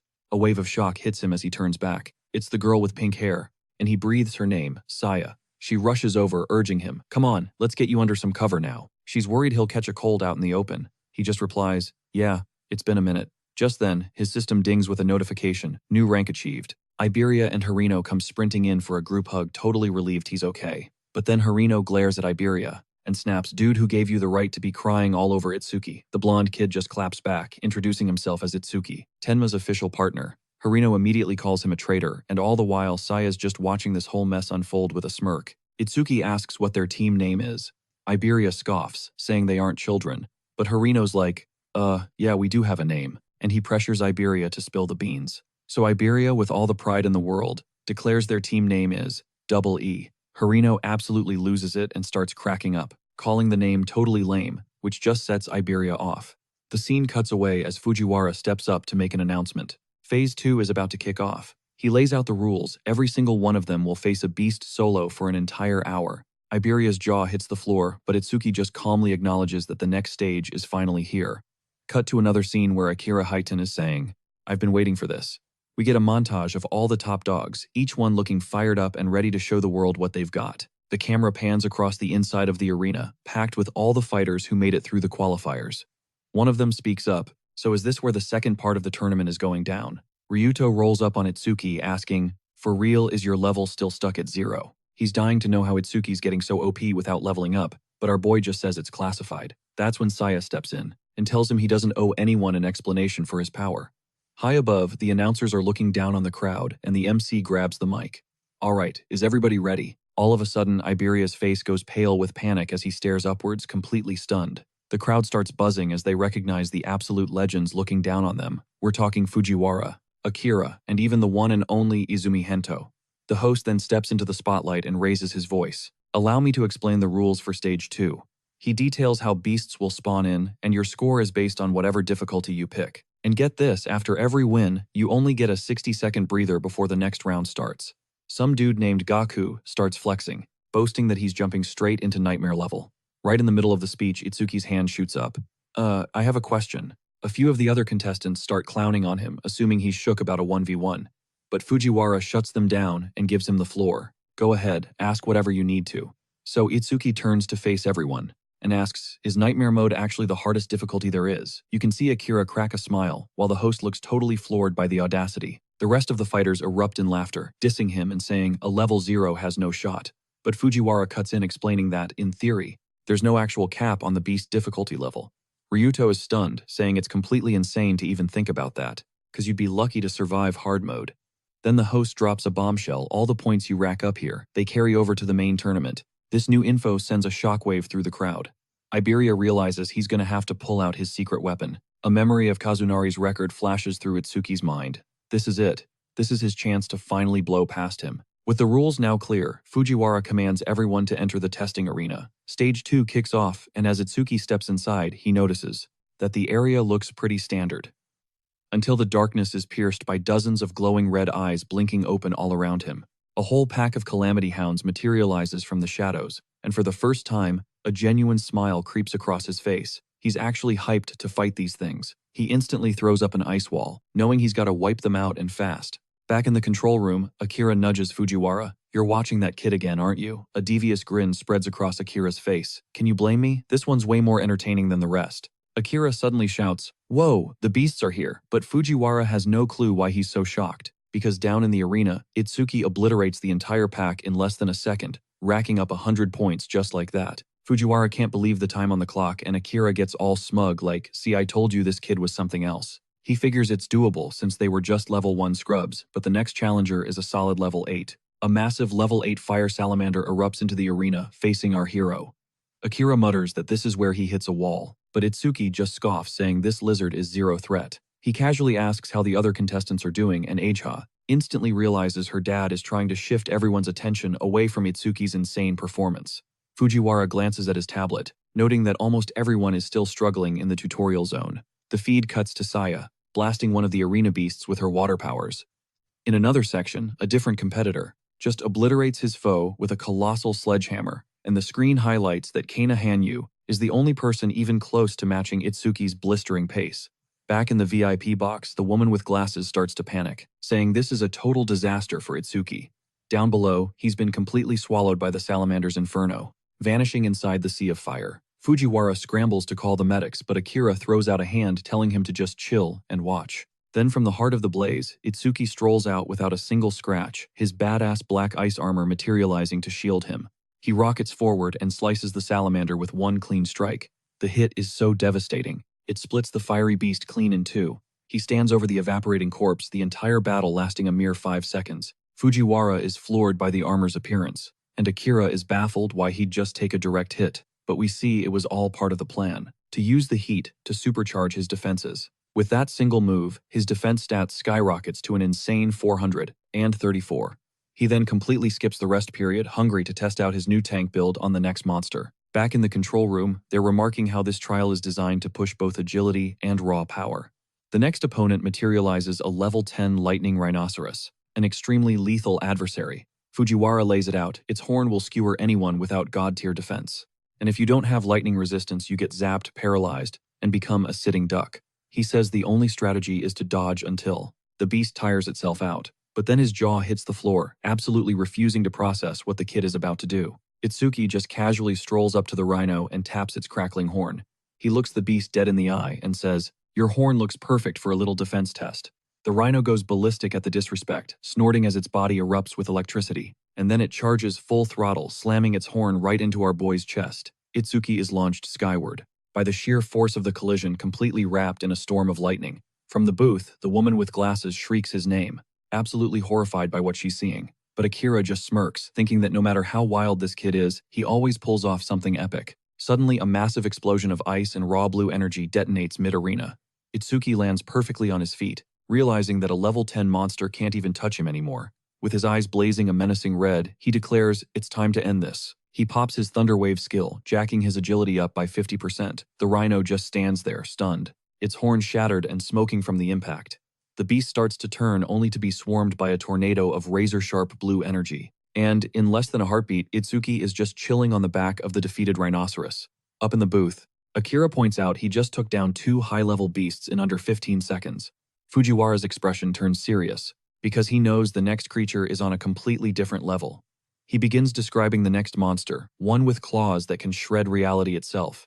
Fujiwara paints a grim picture of a gaping maw that spits chains to devour its victims, all attached to a massive body, encased in a nightmarish exoskeleton-like armor. He reveals that this is the final boss of the prelims, the ultimate objective. And then it appears the level 15 Purgatory Giant, the final boss of Nightmare Mode. But without a second of hesitation, Itsuki activates his piercing sphere and unleashes a beam of pure purple energy. The attack blasts straight through the monster's chest, and the system dings, announcing a massive increase in projectile speed. In the control room, every single person is shell-shocked, their minds struggling to comprehend what they just witnessed. The monitor flashes the results, a 9 to 100% buff, cranking its power level to something absolutely ridiculous. One of the arena's security drones zooms in on the battle, capturing every insane detail. Itsuki braces for the next round, and the system clock reveals that entire fight took only 3 seconds. Elsewhere in the arena, another beast fires off a massive energy blast from its jaws. The camera cuts back to Saya, who's firing off her water bullet, her mind set on her upcoming class promotion. Gaku is also going all out, skipping his rest period, to be the first one to clear the normal difficulty. Kanahanyu, however, is playing it smart, taking a moment to recharge her mana before diving back into the fray. Suddenly, a blaring alarm echoes through the entire facility, announcing that someone has just cleared nightmare mode. 21 seconds. Saya's jaw drops to the floor, knowing in an instant that no one but Itsuki could have pulled that off. Gaku is absolutely livid, his mind racing, wondering if Han Yu somehow beat him to the punch. Kana, meanwhile, just watches the chaos unfold, her expression unreadable. Back in the arena, Itsuki just points and asks if they're ready to bring on the next challenger. In the control room, the operators are completely stunned. He just one-shotted a level 15 giant. A ghost of a smile plays on Akira's lips as he orders them to crank up the difficulty. He wants to see just how far this kid can really go.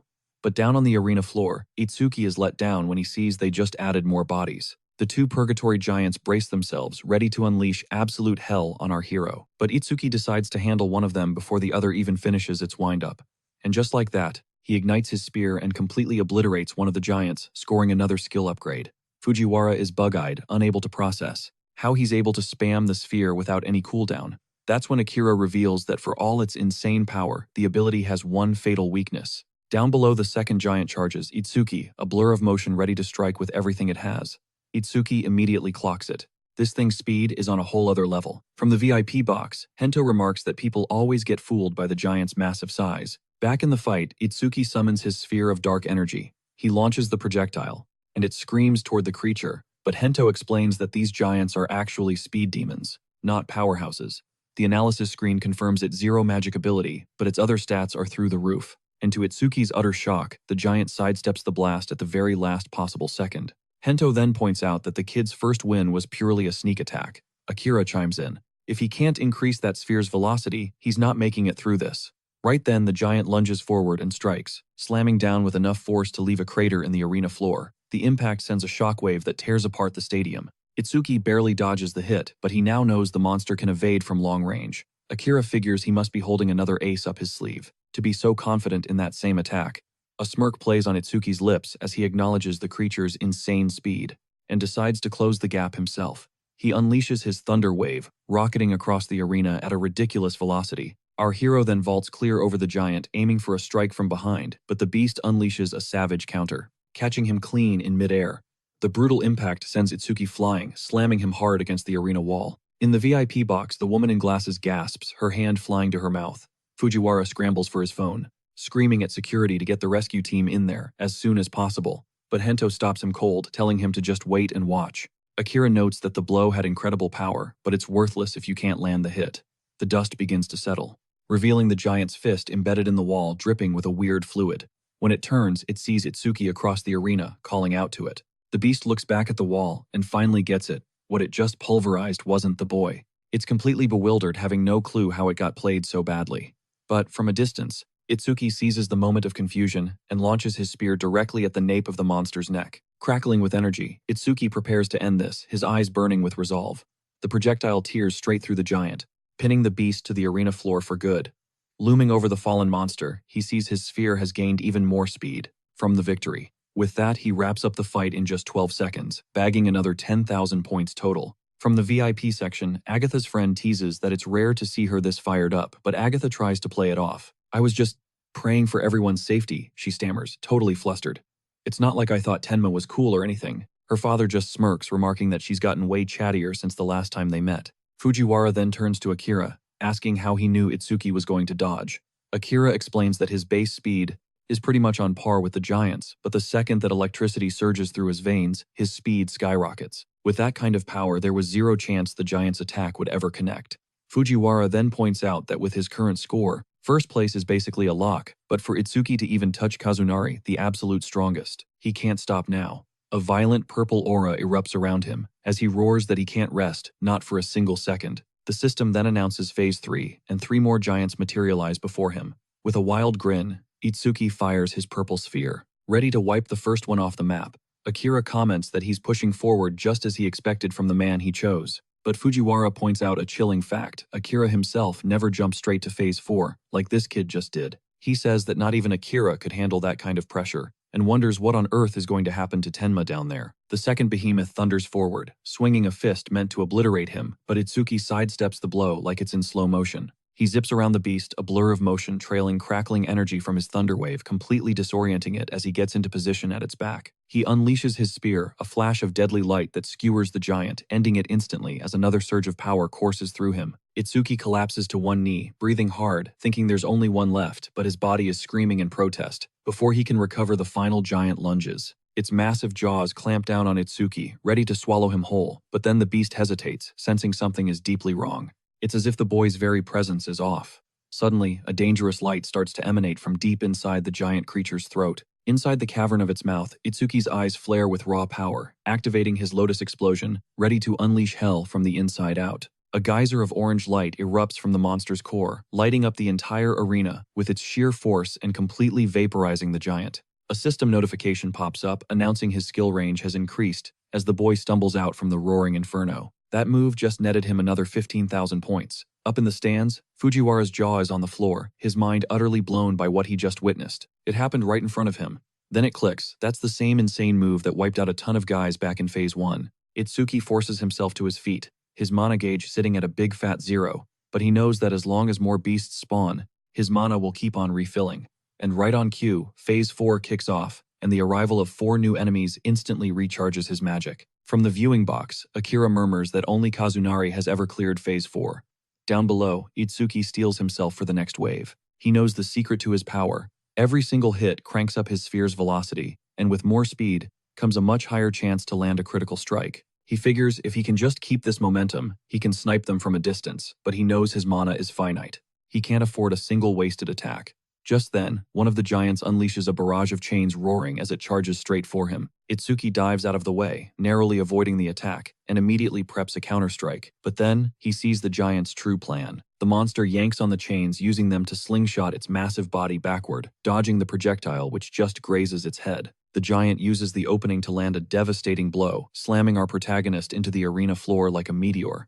The impact is colossal. Itsuki's world goes dark for a second. He's pretty sure he's toast. Pinned under the giant's massive claws, he's completely immobilized. The creature applies pressure, a sickening crunch echoing as it prepares to squash him flat. This attack looks absolutely fatal. A horrifying image flashes a bloody skeleton.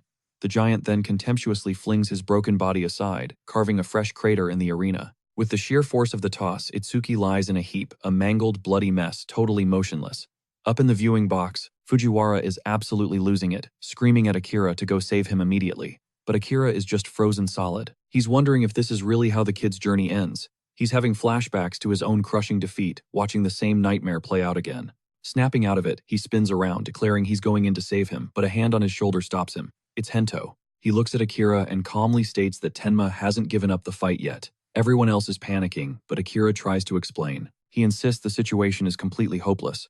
But Hento just says he can tell that Itsuki still has an ace up his sleeve. Fujiwara asks how he could possibly know that, and Hento replies that the answer is in his eyes. His eyes are not the eyes of someone who has accepted their end, but of someone who is about to fight back. Down on the field, a memory sparks in Itsuki's mind. He recalls pushing himself to the absolute brink, activating his over-mimesis ability during the slugfest with Kinoshita. He had started analyzing one of his own abilities, but then deliberately canceled the process at the very last second, right when the analysis hit 99%. He saved that final 1%, that complete analysis, for a do-or-die situation just like this one. Back in the box, one of the women gasps, pointing excitedly at a single blue lotus flower that has just bloomed from the arena floor. Akira is baffled by her excitement. He wonders if she knows something he doesn't.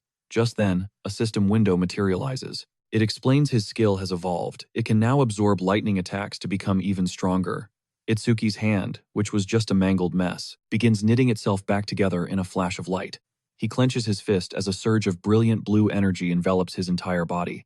With this evolved skill, he gets a whopping 20 points in all stats and a full heal on all his wounds. He rises to his feet and announces that the warm-up is officially over, and now he's about to fight for real. His stats immediately skyrocket. Every single one of his attributes is boosted by 20 points. Fujiwara is in absolute disbelief. The kid just healed faster than a professional healer. Itsuki unleashes his spheres, taking out all the remaining giants in a single fluid motion. With Phase 4 complete, he roars that he is not going to lose. He doesn't care how many more enemies appear. He keeps launching his spears, which are now moving at a completely absurd speed. A projectile blasts through a monster's chest before it can even twitch. The sphere then ricochets, slamming into the back of another giant. The final monster takes a direct hit to the face, exploding on impact, And just like that, Itsuki clears another phase. Up in the viewing box, everyone is speechless. With jaws scraping the floor after witnessing the massacre in the arena, Itsuki sits perched on a pile of bodies, a chilling thought echoing in his mind. Who's the real monster here? Utterly drained, he calls for the next wave only to realize no more giants are spawning. That's when Fujiwara snatches the microphone, stammering that he can't process what he's just seen. His hand slams down on a massive red button, prepping for a bombshell announcement. With a voice trembling with disbelief, he informs Tenma that his test is officially over. It turns out the kid just single-handedly annihilated every single giant they had prepped for the entire challenge. The host's voice booms across the stadium, confirming that he has wiped out all prepared giants. Itsuki is just standing there baffled. He thought the trial was supposed to be an endless gauntlet. He's left wondering what his final score is now that he's maxed out the challenge and closed the gap with Kazunari. On top of that, a system alert flashes, notifying him he's achieved his goal of boosting his sphere's velocity. His ability is now so insanely fast that a display compares its speed to a high-performance race car. A brilliant blue aura explodes around his body as he feels a strange new power surging within him, but his expression shifts to a weary glance, as if a troubling memory just surfaced.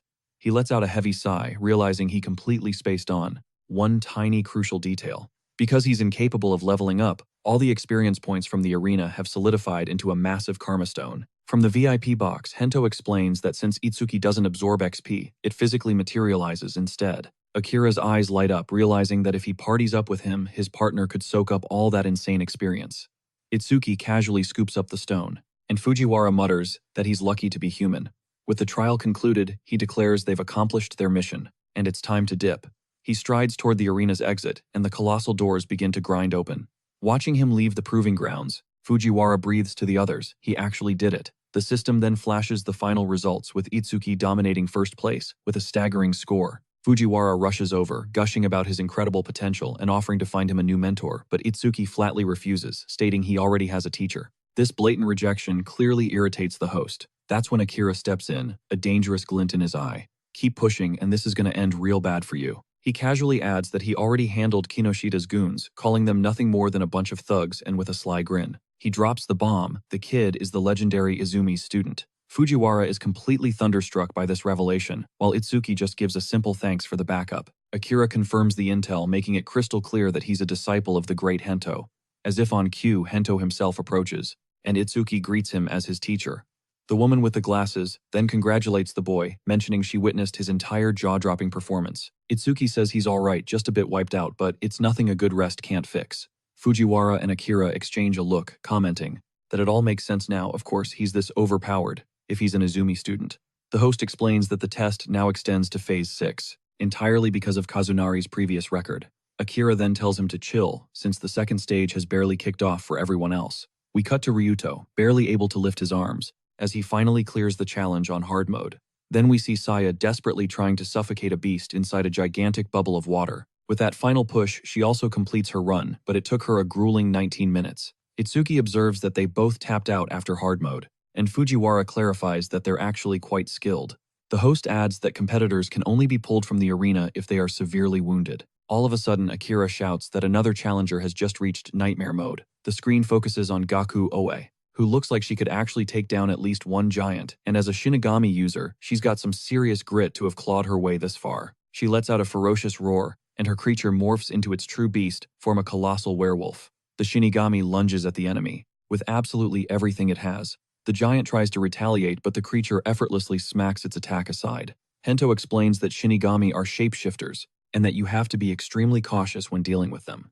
This gets Itsuki thinking about the dog he received from Charles, deciding he's definitely going to level it up. He turns to leave, figuring that since his friends have already quit, there's no reason for him to stick around. But he freezes mid-step, his eyes widening in pure shock at the sight before him.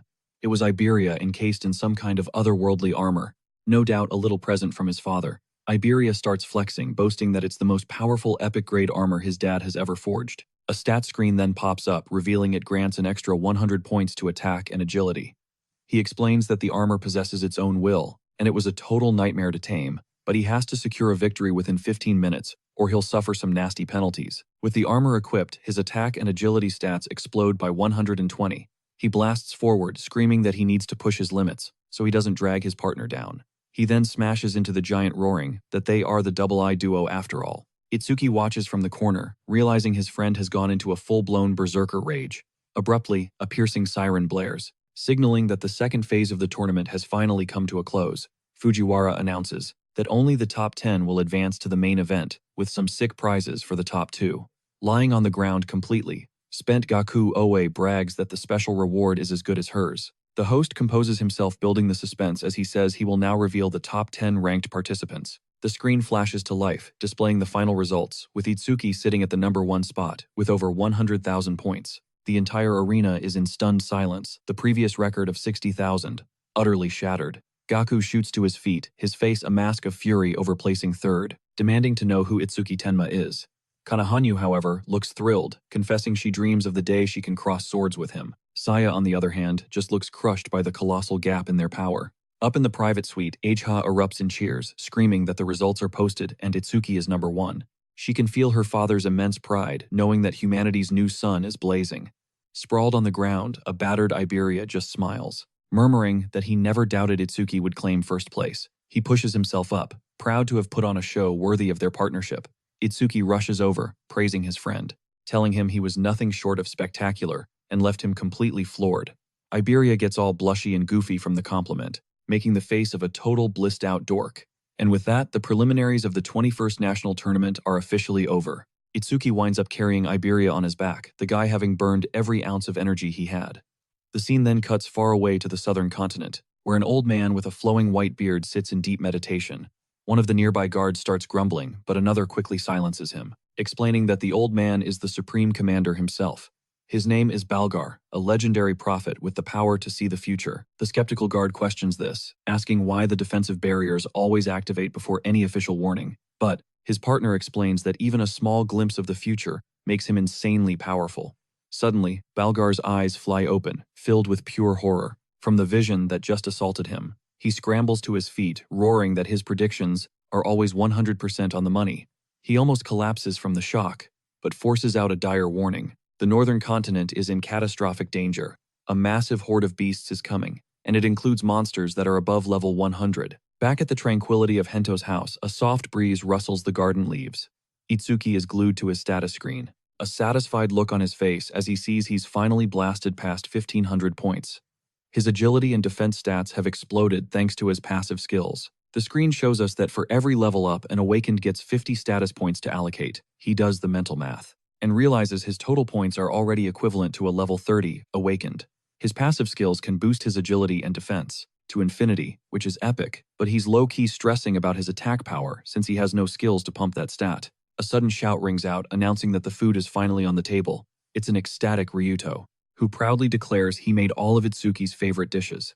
As Itsuki walks toward the smell of delicious food, he can't help but wonder if Nemesis might hook him up with an attack skill soon. The scene shifts to the dining table, where a massive feast prepared by Ryuto awaits. Itsuki then asks where Iberia is, noticing his friend hasn't joined them yet.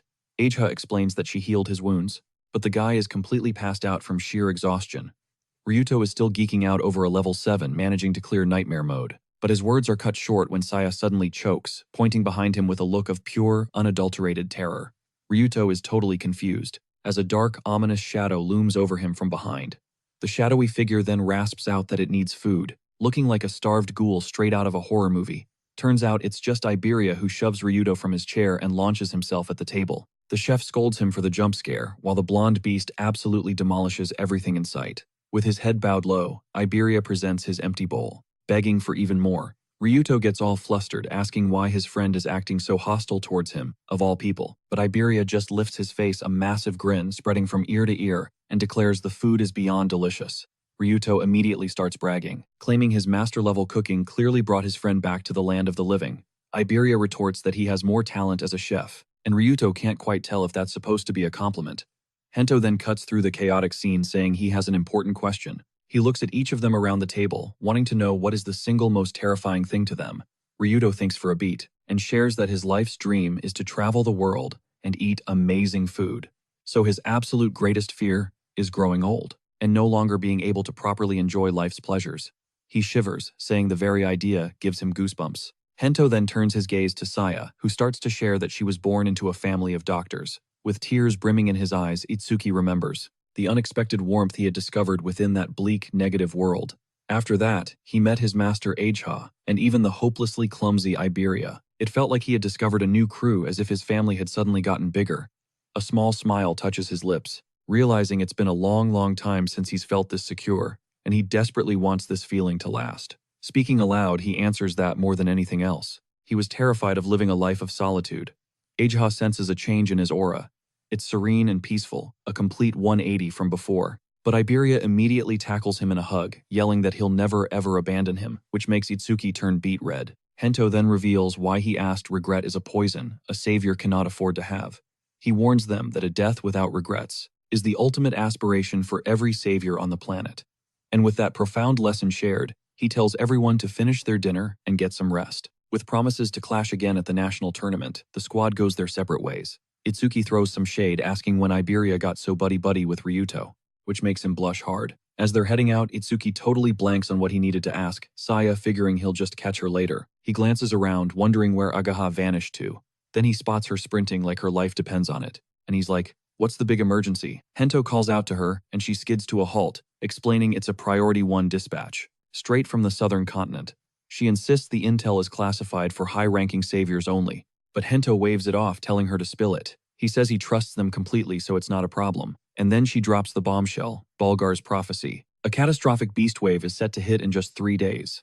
Itsuki's skeptical, asking if this vision is even legit, but Hento confirms Balgar is the real deal. Agaha immediately tries to get her dad to bounce, but he reveals they're coming for him specifically. The realization hits Hento if he sticks around. He'll be the ultimate decoy. Itsuki and Agaha instantly volunteer to throw down, but Hento shuts them down flat. He tells them his mind is made up and he's got a critical mission that only Tenma can handle. Then he drops the real task on them, protect Aiden, Iberia's father and a legendary craftsman. Itsuki gets it instantly. His master is strategically sidelining him from the slaughter. Agaha steps up, laying down 3 conditions for her father. First, he has to evacuate every single citizen. Second, he must alert all the awakened. And third, he better defend the most populated zones. Later that night, Agaha reports all the arrangements are set, and Hento gives a weak apology for the hassle. She gives him a major side-eye, clearly not buying her old man's act for a second. Hento asks if she's worried, but Agaha just smirks, saying she'll just have to crush everyone herself. She then admits that as usual, her father sees right through everything. He confesses he sent Tenma away because a real fight would expose the kid's true powers to the world. Hento also explains that he noticed from their battles, the kid is a beast at defense, but lacks serious offensive power. That's why he sent him to Aiden. The craftsman possesses an artifact that can amplify his strength. If it works, the world will witness the birth of the first perfect awakened being, a master of every attribute. Then, on the first day of the prophecy, massive stone monuments begin crashing down across the entire northern continent. Itsuki and Iberia are booking it with the blonde yelling that they've still got 100 kilometers to cover. Itsuki knows they have to push harder. The invasion could kick off any second. All of a sudden, Iberia freezes and points to the sky, screaming for his friend to look up. Itsuki whips his head around to see what he's pointing at, and his blood runs cold. A colossal flaming monument was hurtling right toward the heart of their city. The massive pillar smashes into the ground, triggering an insane explosion that turns night into day. Itsuki's mind races. The evacuation can't be finished yet. If a beast spawns now, it's game over. Down in the city, a squad of awakened are screaming that a monster is materializing and telling everyone to run for their lives. Iberia spots a barrier shimmering into existence and starts weighing their options: stick to the mission or help the people. Itsuki can see Iberia is exhausted and stressed, thinking that suggesting they divert to save civilians would just piss him off. But his friend totally surprises him, saying the beast inside is powerful and they have no choice but to help. Just like that, their plans change. First, they'll deal with the monster terrorizing the city. The ground begins to tremble violently, and a creature made of molten rock erupts from the pavement. It was a flame golem, a level 21 beast that massively outleveled the local awakened. One of the fighters grits his teeth, saying that even with their whole squad, taking this thing down is going to be a nightmare. The team's leader roars, conjuring a stone shield and yelling at his team to hold the line. He tells them to find an opening while he tanks the golem's assault, but the creature just casually lobs a fireball that smashes into the leader's chest, sending him flying. The guy slams into a wall, coughing up blood and muttering that there's no way he just survived a direct hit like that. The rest of the team starts to freak out. If their strongest member got one-shotted, what chance did they have? One of them breaks, screaming, "Run!" But before he can even turn, the golem is on him, striking him down. The man cries out to his teammates, warning them to watch out for its next move. But when he looks back, the golem is looming right over him. its molten red eyes glowing with malice. In a desperate last stand, he unleashes his water cannon, pleading for the monster to spare him. He thinks he's toast, but then remembers his water element gives him the type advantage. The others watch, wondering if he actually pulled it off, but they get ready to jump in and finish the golem. But the dude gets to his feet, arrogantly declaring he took the beast down solo, and that the final blow belongs to him. Big mistake. The golem's body instantly reforms, and it snatches him up, leaving the entire squad frozen in horror. The creature then opens its maw and unleashes a torrent of fire. Everyone braces for the end. And then out of nowhere, a colossal wall of black ice erupts from the ground, completely shielding them from the inferno. Itsuki and Iberia have arrived, and the blonde tells the terrified fighters to leave this monster to the Double E duo. Itsuki orders Iberia to get the civilians clear, while he uses his ice to counter the flames. The awakened can only stare, wondering if these two are actual saviors. Iberia just says he's on his way to becoming even stronger. The blonde yells at them to get moving, and one of the guys wonders how some random awakened just bodied a beast like that. Then he spots the shimmering ice armor, asking if it's some kind of artifact. Itsuki flashes back to Hento's advice, remembering him saying that his sphere held immense power but took forever to charge. Model. He realizes using the sphere in a regular fight is a bad call. He's got to save that ace for when there's a crowd. Since the sphere is a total no-go, he figures he'll just have to overpower this monster with pure, raw strength. The golem swings, but our hero ducks under the blow and slams a counter into its chest, immediately unleashing his thunderwave. He vaults clean over the monster's head. The creature snatches at the empty air, but he's already twisting around to land another solid hit on its chin. With the golem momentarily dazed, he powers up for his next move. A fierce blue and black aura crackles with electrical energy engulfing him. He pours everything he has into one final strike on the monster's chest. The impact launches the creature backwards, gouging a massive crater right in the street. The onlookers are totally stunned, with one civilian muttering that the beast must have been weakened beforehand. One of the awakened goes pale, his mind refusing to process the scene that just unfolded before his eyes. He can't compute how a level 21 golem couldn't even put up a fight. Once the dust clears, the awakened guy realizes the kid is gone. Another person says it was all thanks to the young hero, but their leader admits he couldn't even follow the kid's movements. As Itsuki and Iberia bolt, a grim thought crosses the hero's mind. This is a seriously bad omen for what's coming. He glances at his stats and knows that one way or another, he absolutely needs to crank up his attack power. Iberia is hyping up his speed, but Itsuki just says speed is pointless without raw power. The blonde is completely floored, confessing he'd never even thought about it like that. Itsuki then tells him that if he's serious about getting stronger, there's a solid way to do it. Instantly hyped Iberia blurts out that his dad's warehouse is packed with gear that juices up attack power. He literally starts drooling, fantasizing about how OP Itsuki would look with one of those items. Itsuki just stares at him, unnerved by his friend's creepy laugh. The blonde then tells him to get a move on, but Itsuki can see he's dragging his feet, so he just scoops his friend up. He warns him that if he's exhausted, he'll be useless in a fight. Iberia just wails that he's not ready yet. As Itsuki sprints through the city carrying him, Iberia complains about the speed, and Itsuki just deadpans that they're already way too late for the mission. After a blur of scenery, they finally arrive at a lone house tucked away deep in a forest. Iberia is thrilled to be there, complaining that his arms felt like they were about to fall off. He explains that his dad prefers the forest because the city is way too loud. Itsuki immediately fires up his detection skill, but Iberia warns him the entire place is loaded with traps. With a smirk, he says it's no problem at all, as long as his buddy stays right by his side. Iberia talks a big game, but Itsuki figures he could just dodge the traps solo with his detection skill. Then halfway there, the blonde accidentally steps on a trigger. He looks totally embarrassed, and Itsuki starts to wonder if this is even his family's house. That's when the ground begins to vibrate violently. The mana fluctuations in the air spike dramatically. All of a sudden, a gigantic iron golem erupts from the ground, priming itself for an attack. Itsuki is shook. He never expected to find humanoid-type tools way out here in the middle of nowhere. The golem immediately lunges for Iberia, who scrambles to defend himself. But the creature's hit is so devastatingly strong, it sends him flying like a ragdoll, right towards where Itsuki is standing. Our hero dives to the ground to avoid getting flattened, and the golem's fist shatters the earth. A flash of rage hits Itsuki. The fact that even a tool has more attack power than him is infuriating, and it's practically indestructible. He screams at Iberia, asking if there's any way to stop the golem. The blonde shouts back, telling his friend to go for the stone embedded right in the creature's chest. A confident grin spreads across Itsuki's face as he activates his thunder wave, saying this just got a whole lot simpler. He smoothly sidesteps the golem's clumsy attack. He then creates 2 electrical clones to act as decoys. With the monster totally confused, he shoots forward, zeroing in on its weak point. Using the chaos caused by his clones, he closes the gap in an instant and gets ready to rip out the golem's core. With a single brutal pull, he tears the glowing green stone from the creature's chest with his bare hand. Without its power source, the golem freezes solid, instantly deactivated. Itsuki holds up the stone, wondering if it will be enough for his plans, but suddenly he hears Iberia shout his name. He's yelling for someone named Yusuke-san to stop, just as a mysterious man appears out of nowhere and attacks Itsuki, who barely deflects the blow with a dagger. The man looks surprised, and Itsuki is left reeling, wondering how he managed to sneak up on him. The man introduces himself as Bokudo Yusuke. He claims he thought they were bandits. Itsuki is baffled because he couldn't sense any of the man's mana. Right before the ambush, in that brief moment of distraction, Yusuke swipes Itsuki's dagger, and our hero realizes his sword is missing too. Iberia then starts to introduce Itsuki, but his friend interrupts, asking where his father is. Yusuke points behind them, giving them a heads up to be careful, because the master is right there. Iberia's father then appears, and the guard warns that he does not look like he's in a good mood.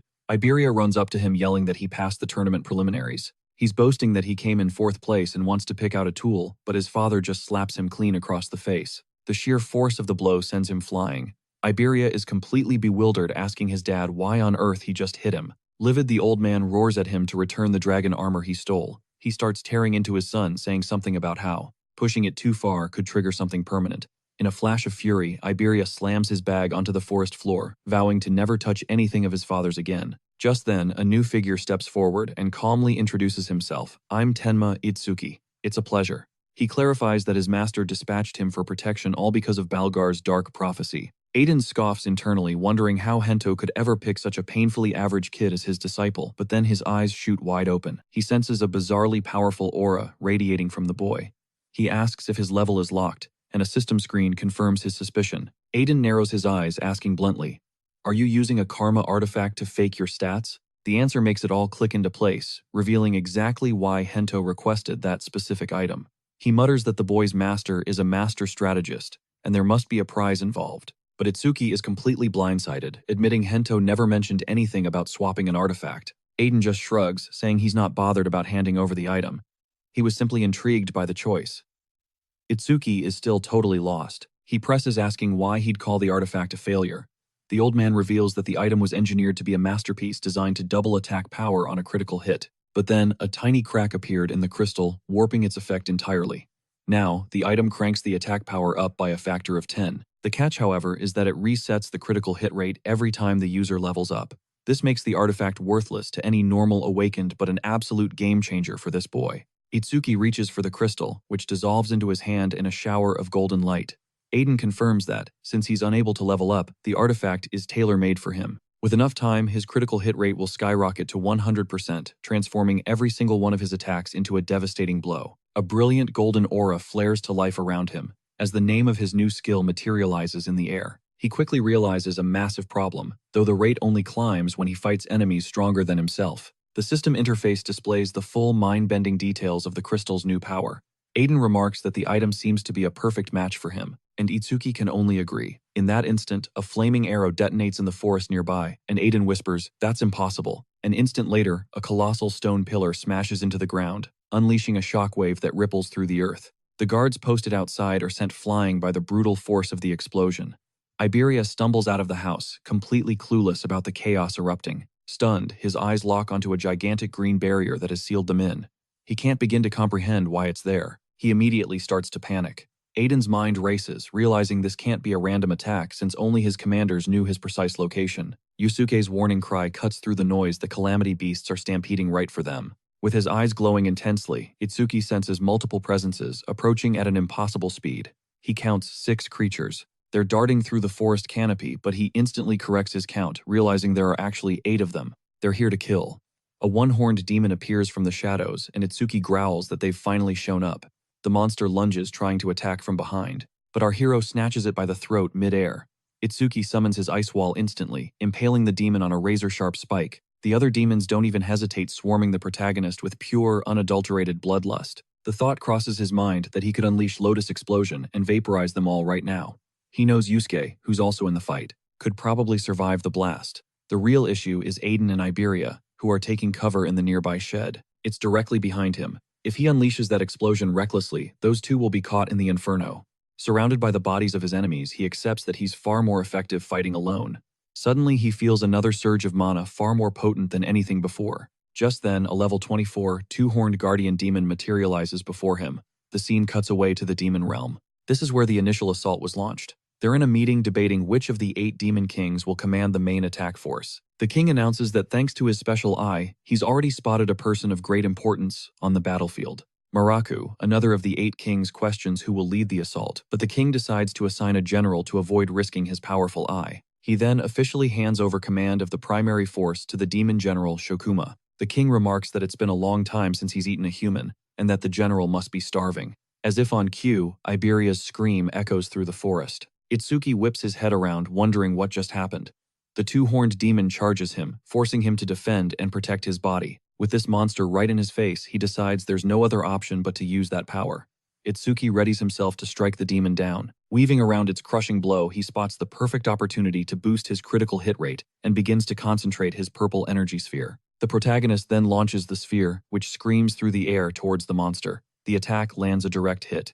A system window pops up, announcing that his critical hit rate has successfully increased. He yells to Yusuke to handle the beast inside the house, declaring he'll take care of the rest. Crackling with lightning, Itsuki sprints toward the cabin to back up his friend, but inside, Iberia is already down and grievously wounded. His dragon armor has been completely shattered. He knows the situation is dire, and if this continues, it's game over.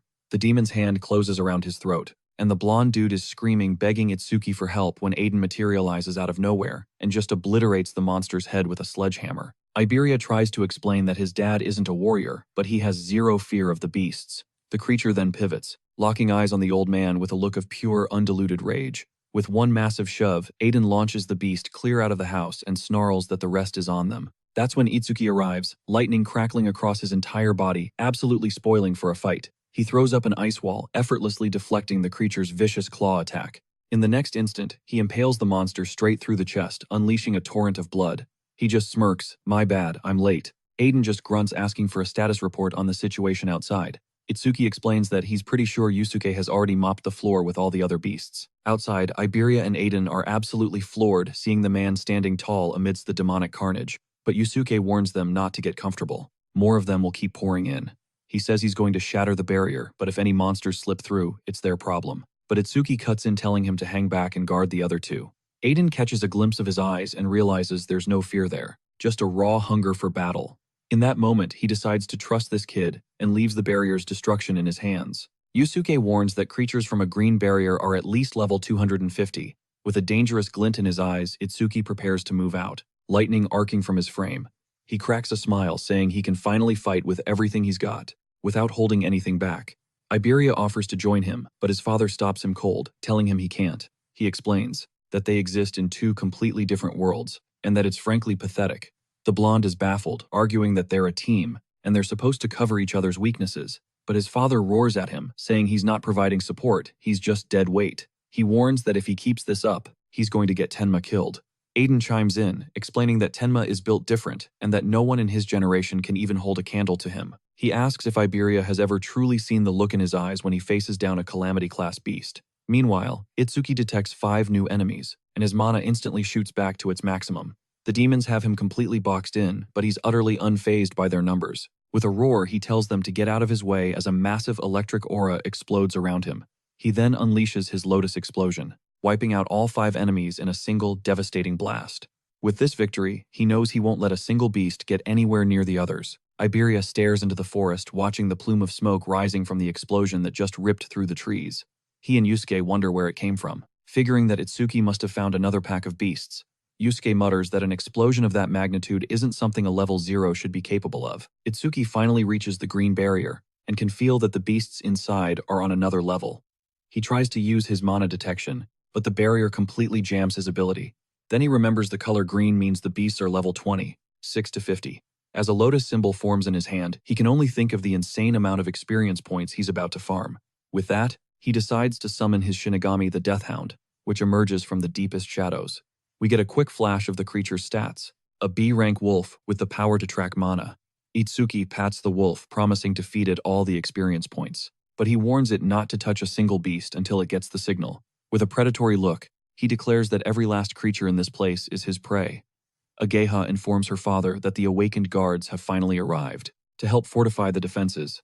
A man introduces himself as Kichirijima, a first-class savior who will be her personal protector. Hento asks about Akira, and Ageha says he was guarding the area's perimeter. She explains that he was en route, but she suddenly lost contact with him.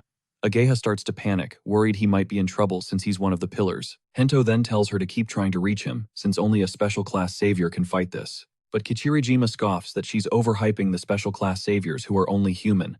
He's convinced there isn't that big of a difference, and that he can easily defeat a powerful beast. But Hento shuts him down, saying it's good to be confident, but he's being delusional. With a crushing aura, he warns that Kichirijima only talks like that because he's never been in a real fight. Suddenly, a monster plummets out of the sky, and he screams, warning that the invasion has begun. Hento glares at the portal, knowing the enemy has finally come to play. Kichirijima says that if a special class is a no-show, they can't be relied on. With a determined fire in his eyes, he vows to prove he's every bit as capable as a special class. The scene cuts away, showing a massive green sphere of energy pulsing in the dead of night. Itsuki steps through the barrier, noticing the terrain inside isn't all that different from the outside world. But he feels a bizarre aura radiating from a distant pillar of light, and it's seriously creeping him out. He triggers his detection skill, but he can't sense anything outside the barrier, as if they're trapped in two separate dimensions. His mana regenerates, and he gets a fix on where the 5 enemies are located. He then commands his Death Hound to stay put, telling it to devour any beasts that try to slip past him. With a savage grin, he unleashes his Thunder Wave, ready to sweep through the entire area. 2 dog-like monsters charge through the forest, ready to ambush the intruder, but Itsuki just flashes past them with utterly impossible speed. Leaving them totally stunned, he summons a massive ice wall and launches himself straight at the demon horde. Pinning them with a crackling electric blade, he carves through the beasts, dropping both enemies in a single fluid motion. He keeps pushing, wiping out the rest. His lightning bolt zaps through all the demons, but the last one, the Alpha, squares up to him, ready for the final showdown. Without a moment's hesitation, Itsuki activates his piercing sphere, locking onto the dead center of the monster's forehead. The sphere hits its mark flawlessly, punching clean through the demon's skull, and just like that, his critical hit rate gets a nice little bump to 3%, and the battle is over. Itsuki does some quick mental math. With a 3% chance he should be landing a critical hit, roughly every 100 attacks. He approaches the glowing pillar of light, realizing this is the first time he's ever seen one this close. A look of pure determination on his face, he figures that if he can just shatter this pillar, the whole barrier should collapse. But out of nowhere, his detection skill pings, alerting him that another enemy has just spawned. With lightning arcing around his body, he braces himself for another fight. There's still one more left. The creature shoots a volley of black spikes erupting from the ground, trying to turn our hero into a human pincushion, but he dodges by a hair's breadth, thinking that if he hadn't sensed that mana fluctuation, he would have been totally toast. Glancing at the ground, he realizes he would have been impaled if he wasn't on high alert. Then he spots tentacles slithering from behind the pillar, and everything clicks into place. The creature finally reveals itself, showing it's a completely different class of monster from the others. The green barrier starts to flicker and fade, revealing the dark night sky. Back at the house, Iberia is staring at his father, his face a mask of guilt. Yusuke warns him to stay inside, saying that not even Tenma might be able to solo this. He tries to calm the kid down, but Iberia feels like he's nothing but dead weight in this crisis. Outside, Yusuke asks if he thinks he could take on a level 26 beast. He tells him not to get down on himself, admitting that even he didn't have that much guts. At his age, Iberia is floored, and Yusuke explains that the power gap between the barriers is absolutely massive. He says the gray beasts are basically mindless drones on a rampage, but inside the green barriers. The monsters are intelligent on the same level as humans. Just then, a beast clad in blue armor appears, a level 34 general. Yusuke notes that very few kids from their generation could ever hope to defeat this thing. He explains that Iberia isn't dead weight because he's inexperienced, but for a whole other reason. The truth is, Tenma is just built different. The guy can even speak their language. The beast scoffs, asking what he's muttering about, maybe begging for his life. It calls him a coward, saying he can't stop trembling in fear before its might. But Itsuki just grins, saying he's actually just pumped, because he had a question for it. With a sadistic sneer, the beast says it'll grant his final wish if he's feeling lucky. And with his eyes blazing with intensity, Itsuki asks if the creature is capable of feeling pain. The beast is shocked, saying a mere human could never make it feel pain, and calls him audacious. With a powerful leap, the creature warns that its specialty is inflicting agony on others. Its tentacles lash out like living razors, slicing up the ground and carving craters all over the forest. Itsuki weaves between the attacks, moving like a blur through the utter chaos. With one precise strike, he severs a tentacle clean off, creating an opening for a counterattack. He wonders if that was a solid hit, but then feels the monster's mana begin to swell exponentially. The tentacles get way faster, and he can now barely dodge the lethal swipes, but he knows that when it comes to pure speed, he still has the advantage in this fight. The only problem is, without any raw power behind his hits, he can barely scratch the enemy. The beast can't believe a level 0 has this kind of speed and demands to know his level. But then it scoffs, saying it doesn't matter. He's still just an insect that's a little faster than usual. The creature warns him that if he takes even a single clean hit, it's an instant checkmate. Itsuki charges forward, slicing another tentacle and setting up for the finishing blow. He dodges just in the nick of time, a tentacle grazing right past his ear, almost taking his head off. Throwing his arm back, he manages to parry the next attack, deflecting the deadly blade. The block holds, but the raw force of the impact sends him careening into a tree. With a tentacle snagged on his arm, he braces himself to counter the monster's next move. Itsuki glares at the beast, telling it to bring its A-game. The creature just mocks him, saying his electricity is only good for making him run faster. But Itsuki realizes overmimesis won't activate since the tentacles are technically part of its main body. He keeps hammering the monster with strikes, losing count of how many hits he's landed. But the creature says it's all pointless, as his mana is almost completely tapped out. With his eyes glowing red, he knows that if he keeps this up, his speed is going to tank. He decides he has to crank up the frequency of his attacks to force a critical hit. Flooding his body with his electric aura, he rushes in and unleashes an insane flurry of blows on the monster. He thinks to himself that he just has to keep attacking to raise the probability of that one lucky shot. The creature slams him with a tentacle, but he grits his teeth through the agony and keeps up the assault. But then the monster impales him with one of its tentacles, wounding him fatally in the process. "You absolute moron," the beast sneers, watching him charge in so blindly. It then mocks him, asking why it can't feel a thing from his pathetic attacks. The creature is genuinely surprised he's not dead yet, noting his defense must be insanely high. But a wicked grin spreads across Itsuki's face as the system chimes in. His next attack is a 100% guaranteed critical hit. In a single fluid motion, he unleashes a cataclysmic blow right into the creature's chest. A raw, blood-curdling scream rips from its throat, its mind unable to process the sheer force it just absorbed. The impact is so colossal, it sends the beast hurtling backward, crashing through a line of trees. It's over. Sprawled on the forest floor, it gasps, wondering what in the world just happened and where that god-tier power came from. Itsuki wipes a trickle of blood from his lips, stunned by the destructive power he just commanded. This victory brings with it an electrifying rush, a deep satisfaction, unlike anything he's ever known. He glances at his own gash, but realizes he's totally numb to the pain despite the blood flow. With a puff of smoke-like air from his mouth, he whispers, "I feel incredible."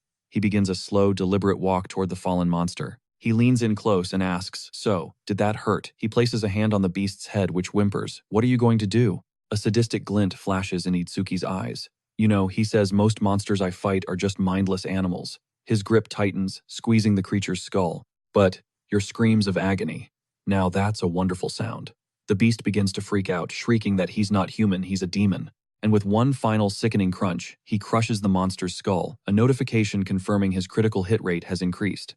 He looks down at the corpse and says, "Finally finished." But as the combat high wears off, a tidal wave of blinding pain from his own wounds washes over him. He forces himself to scan the area, noticing the barrier has gone transparent. There are no more beasts anywhere. With the zone cleared, there's only one task left: demolish the pillar.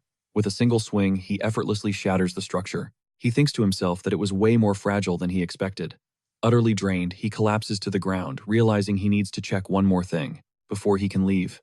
He stares up at the sky and calls out for his death hound in a strained voice. In an instant, the Shinigami appears. "Show me your face," Itsuki commands. As the colossal wolf approaches, Itsuki squints and asks, "Wait, did you get bigger?" He looks more intently and understands it's more than just a size increase. The system screen reveals that his wolf has leveled up, a full 3 times.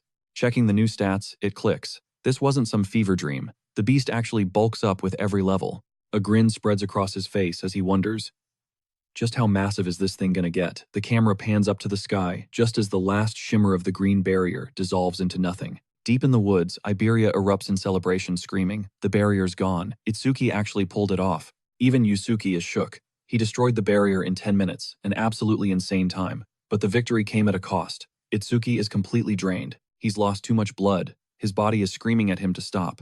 He forces out a command to his death hound, follow his mana trail, and get to Iberia. The wolf lets out a piercing howl and bolts tearing through the forest to follow its master's orders. But then a different howl echoes through the trees, freezing everyone in their tracks.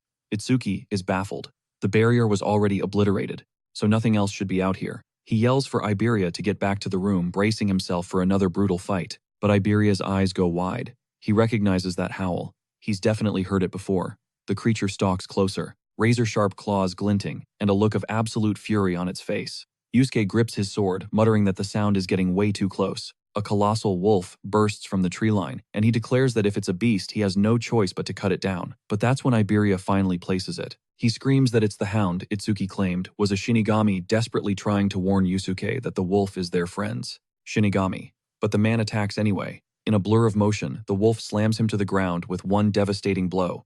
Yusuke is stunned to see Itsuki lying on the ground, carried by the Tenma Shinigami. His mind reels. He thought only Shinigami users could possibly have one. Iberia sprints over to help, as Yusuke can only think that Itsuki is a total enigma.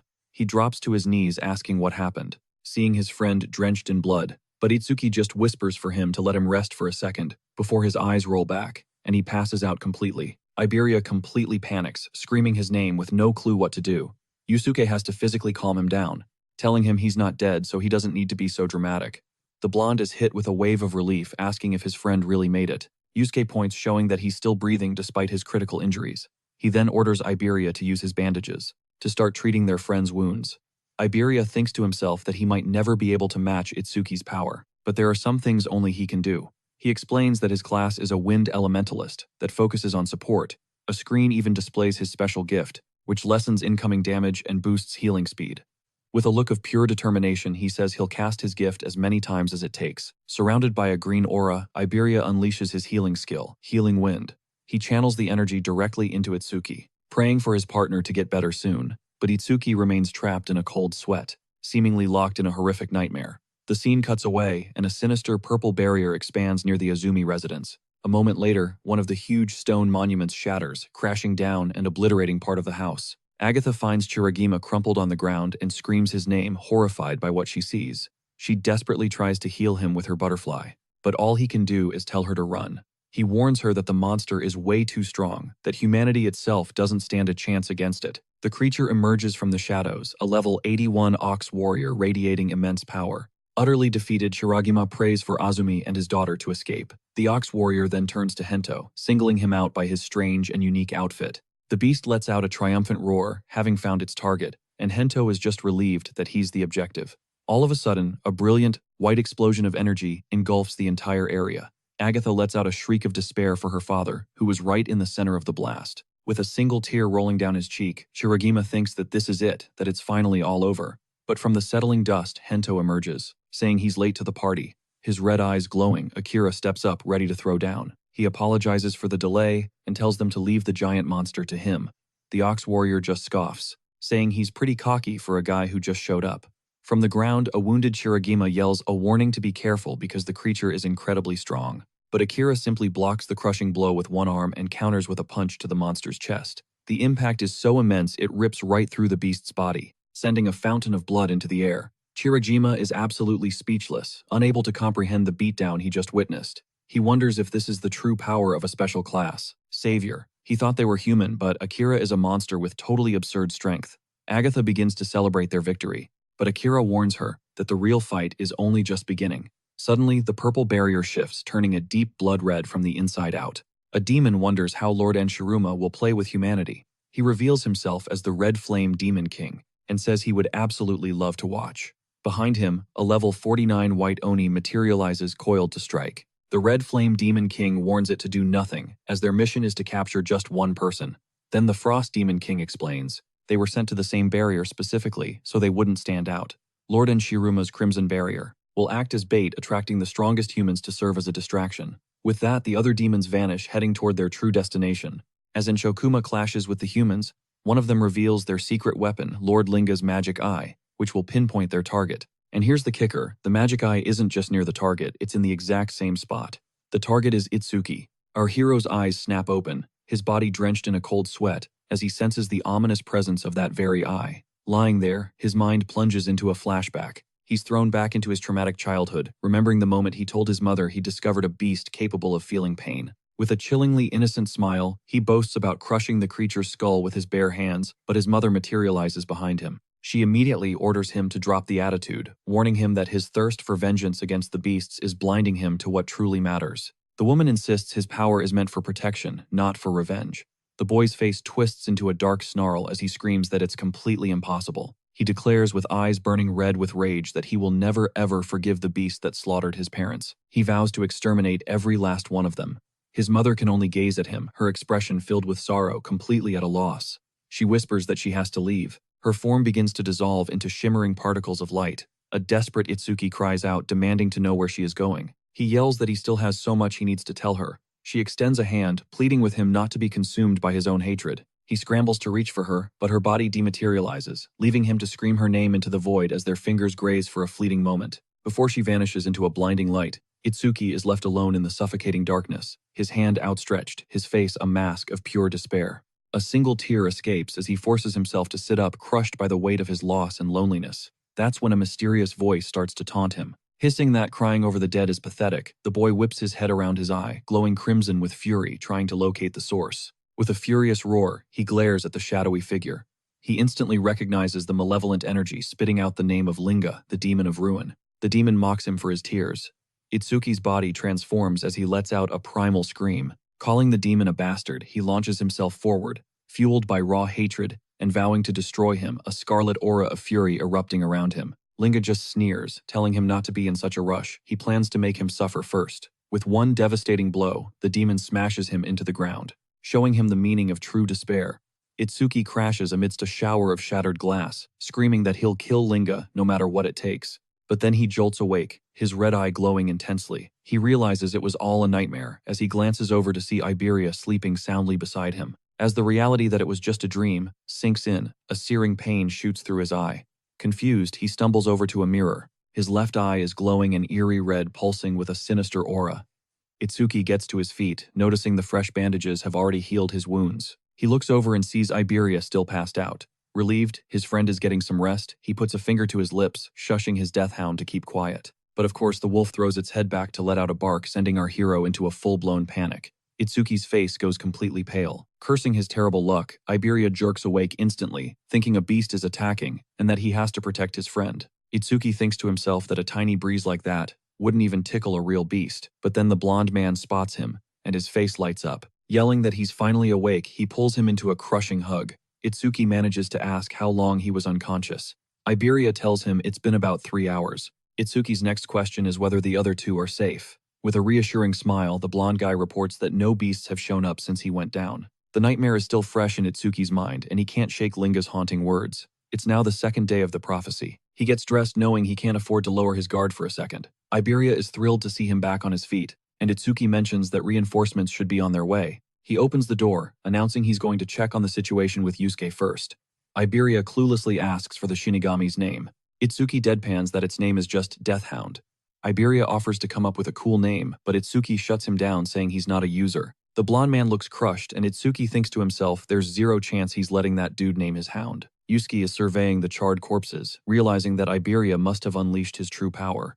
Itsuki asks if he's some kind of healer. Iberia confirms he uses defensive skills too. He then asks Yusuke if any other saviors have made it, but the answer is a hard no. The man then gives him a suspicious glare, questioning why he's so eager to know. Itsuki explains that they're way too deep in the forest, and that this lack of backup is seriously weird. He gets Yusuke's point, but his gut is screaming that something is terribly wrong. A dark, chilling aura begins to seep through the woods. It feels like an ancient evil is drawing near. The scene cuts to a squad of saviors sprinting at top speed through the canopy. One of them asks how much farther, and another replies, it's just a few more kilometers. They're already celebrating the promotion they're sure to get, but they're also whining about how the target is in the middle of nowhere.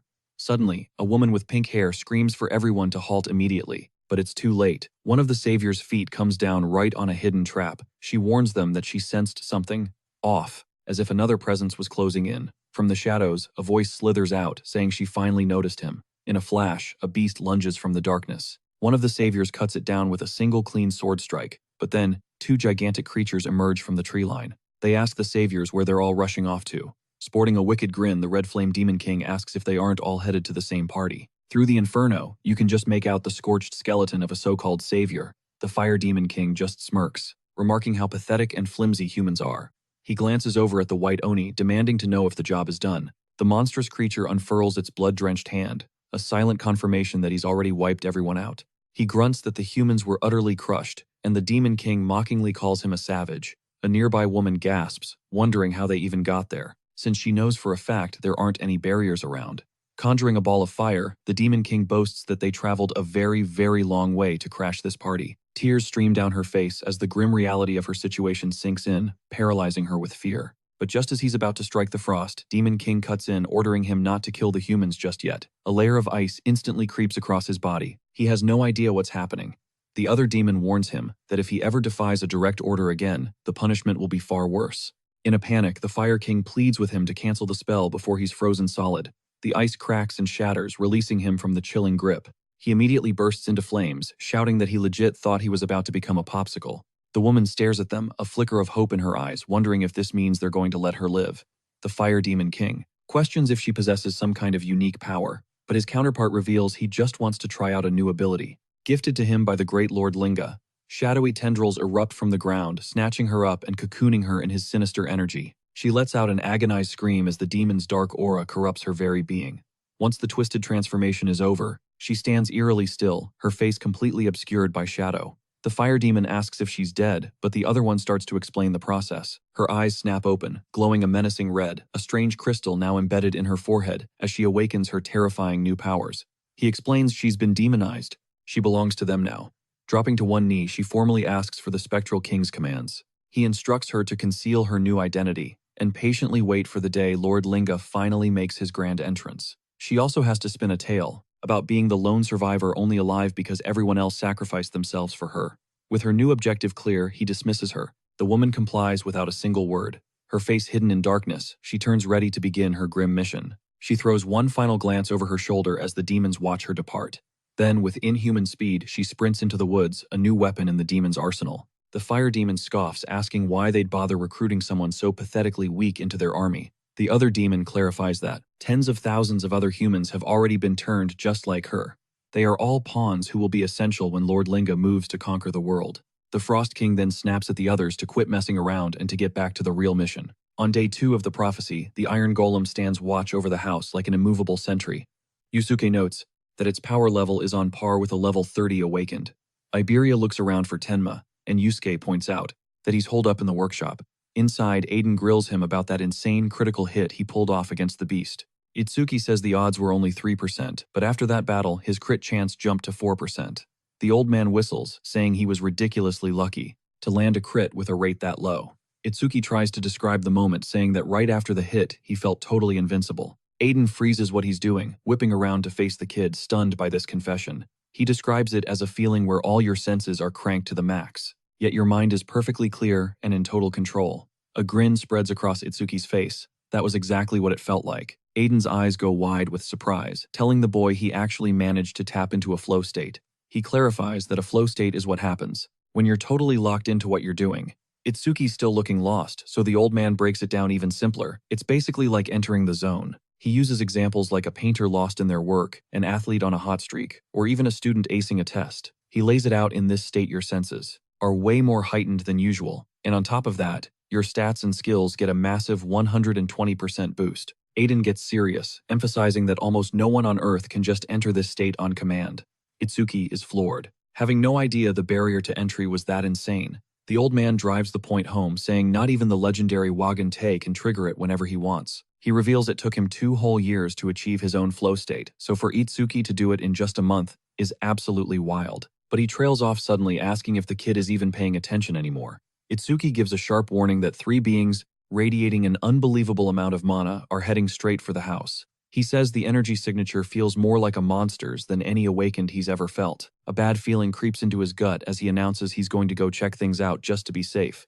He's thinking he already cleared the barrier, so he's praying this is all in his head. Shoving the heavy workshop door open, Itsuki storms outside to assess the threat. Iberia is relieved to see him, but Yusuke immediately asks why he's got such a serious look on his face. He quickly explains that he sensed a huge mana spike and thought a beast was close, but Iberia dismisses it, saying there are no barriers and that the golem can handle anything. Then out of nowhere, bam, a devastating blast completely obliterates the iron golem in a split second. As the smoke settles, all that's left is a heap of shattered metal where the guardian once stood. Yusuke is floored. The golem was pulverized before it could even twitch. Just then, 3 demonic figures materialize, and their leader, the Spectral King, smirks, declaring that this will be a total cakewalk. On day 2 of the prophecy, a sickly blood-red miasma chokes the entire forest. Itsuki's blood runs cold. These things are built different from anything he's faced. The sheer pressure of their mana is suffocating far beyond any leader he's ever encountered. The Spectral King announces he'll personally capture the target, leaving the grunts to them. But he gives a chilling warning: be very careful not to scratch the magic eye. His 2 cronies just laugh it off, boasting that they won't even break a sweat. Itsuki is completely shook they can talk, but the Spectral King just smirks, telling him he's not getting by that easily. In a flash, Itsuki teleports in front of Iberia with Yusuke scrambling right behind him. Yusuke's jaw drops, wondering how the kid warped over there so fast. With eyes blazing crimson, Itsuki clocks the enemy's terrifying speed. He roars that he'll stop him no matter what, screaming that he won't let him anywhere near Aiden. In response, the Spectral King summons a colossal wall of sheer ice. Bracing for a fight, Yusuke slams into the unexpected barrier. He growls, "What is this thing?" and tries to shatter it. But the wall is unbelievably dense, like punching solid diamond. Iberia shrieks, a warning Yusuke behind you as the white Oni lunges with its blade. Yusuke spins around and manages to grab the monster's wrist, but with a single brutal shove, the Oni hurls him aside, taking him out of the fight instantly. Itsuki's heart plummets as he screams Yusuke's name, terrified of the outcome. But the Fire Demon King sneers that he's in no position to be worried about anyone else, unleashing a red flame bullet, a devastating A-rank skill, barreling right for him. Iberia move Itsuki screams, desperately throwing up his own ice wall to shield himself from the blast. But the fireball incinerates his defense, slamming into him and triggering a massive explosion.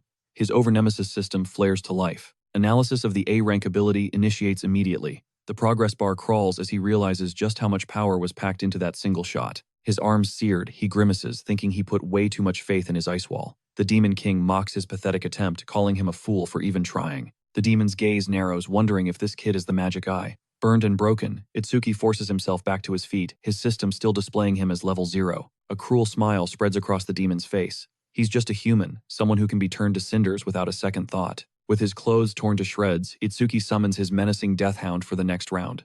The demon scoffs, asking if he seriously plans to fight 2-on-1. He unleashes a torrent of fire, sneering that he doesn't have a prayer. But Itsuki orders his wolf to protect Aiden, squaring up to face the demon all by himself. The creature is stunned that the kid actually dodged the massive attack. Confused by this strategy, he spots the death hound making a break for it. He wonders if the beast is heading toward the target. His gaze snaps back to Itsuki, questioning if this kid genuinely believes he can win a one-on-one fight. A plan forms in Itsuki's mind. If he plays the victim, he can stall for time. The system overlay shows the skill analysis has only reached 36%, but he can't stomach the idea of acting like a coward in front of this monster. A wicked, sadistic grin twists his lips as he faces the demon head-on. He asks if there's a problem. Crackling with lightning, he yells that the demon is looking pretty pathetic himself. That's the last straw. The creature erupts in fury, calling him a despicable and arrogant human for his nerve as a pillar of fire explodes around him. He vows to turn him to ash on the spot, but Itsuki notices that while the demon got bigger, its speed didn't increase one bit. He realizes the demon is a long-range glass cannon, and a new thought sparks, I can win this. The demon is baffled, completely clueless as to what the kid is planning. With blinding speed, Itsuki closes the distance and lands a solid blow on his enemy. The demon just watches him, with a look of pure contempt. Completely unfazed by the punch, a confident grin spreads across the demon's face as he prepares his counter, conjuring a swirling shield of flame. It effortlessly blocks Itsuki's next attack. The hero recoils, realizing it's a fire shield. The demon taunts him, asking if he really thought he wouldn't know his own weaknesses. He then unleashes a point-blank fireball. The blast hits Itsuki dead on, sending him flying across the battlefield. The demon thinks that's it, that he's finally finished him, as Itsuki smashes into a tree. His arms are completely mangled and charred. He curses himself for getting careless against such an intelligent monster. The demon smirks, admitting he was completely fooled and that there's no way he's a level 0. Scorched and injured, Itsuki struggles back to his feet. Radiating a dark and terrifying aura, the demon grins sadistically, asking if he still has the guts to fight. He warns that it would be smarter to just stay on the ground and accept his loss, but Itsuki only glares back with pure hatred. He thinks to himself that the analysis is taking forever because it's an A-rank skill. Meanwhile, at Aiden Hill, the scene cuts to the blacksmith's workshop. The Frost Demon King praises the old man, acknowledging that he has crafted countless powerful artifacts. He calls him the most gifted craftsman in the human race, recognizing his immense talent, but Aiden just scoffs in disgust. The demon says that as long as he's useful, his life will be spared. The old man spits back that he is not the kind of person to take orders from anyone. Clutching a blade, he braces for a brawl, raw fury radiating off him, as a chilling frost begins to creep across his skin. He's about to unleash a devastating new move. The demon is shook. That's an A-rank ice skill minimum. but he just scoffs, sneering that it's pointless. He alone decides who lives and who dies. Hidden in the shadows, Iberia is freaking out, torn on whether he should risk a sneak attack. Just then, a suit of armor in the far corner of the room lurches to life, all on its own. A death hound materializes from thin air, and Iberia instantly clocks it as Itsuki's Shinigami. The spectral wolf lunges right for the demon, bearing razor-sharp fangs, its eyes burning with rage. The Frost King merely turns completely unbothered by the ambush. One touch. He flash freezes the death hound, encasing it in a crystalline tomb, but just as quickly, the icy prison explodes, unleashing the beast once more. The Frost King smirks, wondering if the backup has finally decided to show up and crash the party. Iberia is reeling. Not even Itsuki's personal Shinigami can lay a scratch on this guy. There's no shot they can win. He knows he needs to get Itsuki, but his father's words echo in his mind, telling him he'd just be dead weight. Iberia flashes back to how wrecked Itsuki was, scorched and bleeding out in the middle of the forest. He knows that if he runs to him now, he'd just be painting an even bigger target on his back. A fire ignites in his eyes. He's saving his father himself, whatever the price. Then it hits him, the dragon armor. That could be his trump card. He bolts for the other room, yelling that the armor has to be under the bed. He screams, "I'm coming to save you, Dad. Just hang on." The Frost King realizes a little rat was hiding and calls him a coward. He then pivots back to Aiden, saying, "Now let's deliver you to your destiny." Outside, the Fire King decides to let the other two handle the cleanup and readies himself for the main event. Itsuki, severely injured, conjures an ice brace for his charred leg just to stay mobile. He then activates his Thunder Wave, rocketing himself straight into the enemy's inferno. The demon just laughs, mocking how his injuries have slowed him to a crawl. He starts charging up another massive attack, taunting, "How much more can you possibly take?" Itsuki throws up both arms, bracing to counter the incoming blow. The demon unleashes a scorching wave of fire, launching a volley of fireballs right at him. With a look of grim determination, Itsuki faces the onslaught, a cold sweat breaking out across his brow. He's completely boxed in by the fireballs, with absolutely no escape route. Even with his insane speed, he knows there's no way he can juke this many attacks at once. In his busted-up state, he knows it's impossible. As the wall of fire closes in, he thinks, this is it. It's over. There's nothing he can do. Then a notification flashes in his vision. System analysis has reached 90%. It's almost done. He takes the full force of the blast, and as the flames engulf his body, the analysis percentage skyrockets. He remembers this searing heat from another time. The analysis climbs to 96% as the inferno rages around him. On the brink of oblivion, he whispers, "More flames." Just like that day, we get a harrowing flash of his mother, half of her body being disintegrated by fire. The demon channels all of its remaining power, conjuring a colossal fireball for the finisher. With a guttural roar, he hurls the Crimson Death Sphere, intending to end the fight for good. Itsuki wonders, did I make it in time? Just as a shimmering blue shield materializes before him, the skill analysis finally hits 100% as the fireball detonates. The demon is totally baffled, wondering what in the world that blue energy sphere is. With the analysis complete, Itsuki unlocks Black Ice Wall Level 3. His stats jump by 50 points, and every single one of his wounds heals in an instant. And now he knows. He never has to fear the demon's fireballs again. The demon is losing his mind. His ultimate attack didn't even put a dent in that defensive barrier. An ethereal ice lotus blooms in the air, and the demon's eyes widen with shocked recognition. He realizes now, this kid was always far more dangerous than he let on. Igniting his own fiery aura, he snarls that playtime is officially over. But he stops cold, eyes wide with utter disbelief at the sight before him. Itsuki strolls out of the smoke, his body completely restored and radiating a sinister, dark energy. He casually mentions that his plan was to leave the demon for later and go rescue Aiden, but he says the enemy's flames just triggered some really bad memories. A look of pure, unadulterated hatred twists his face, and he declares, "I'm going to obliterate you first."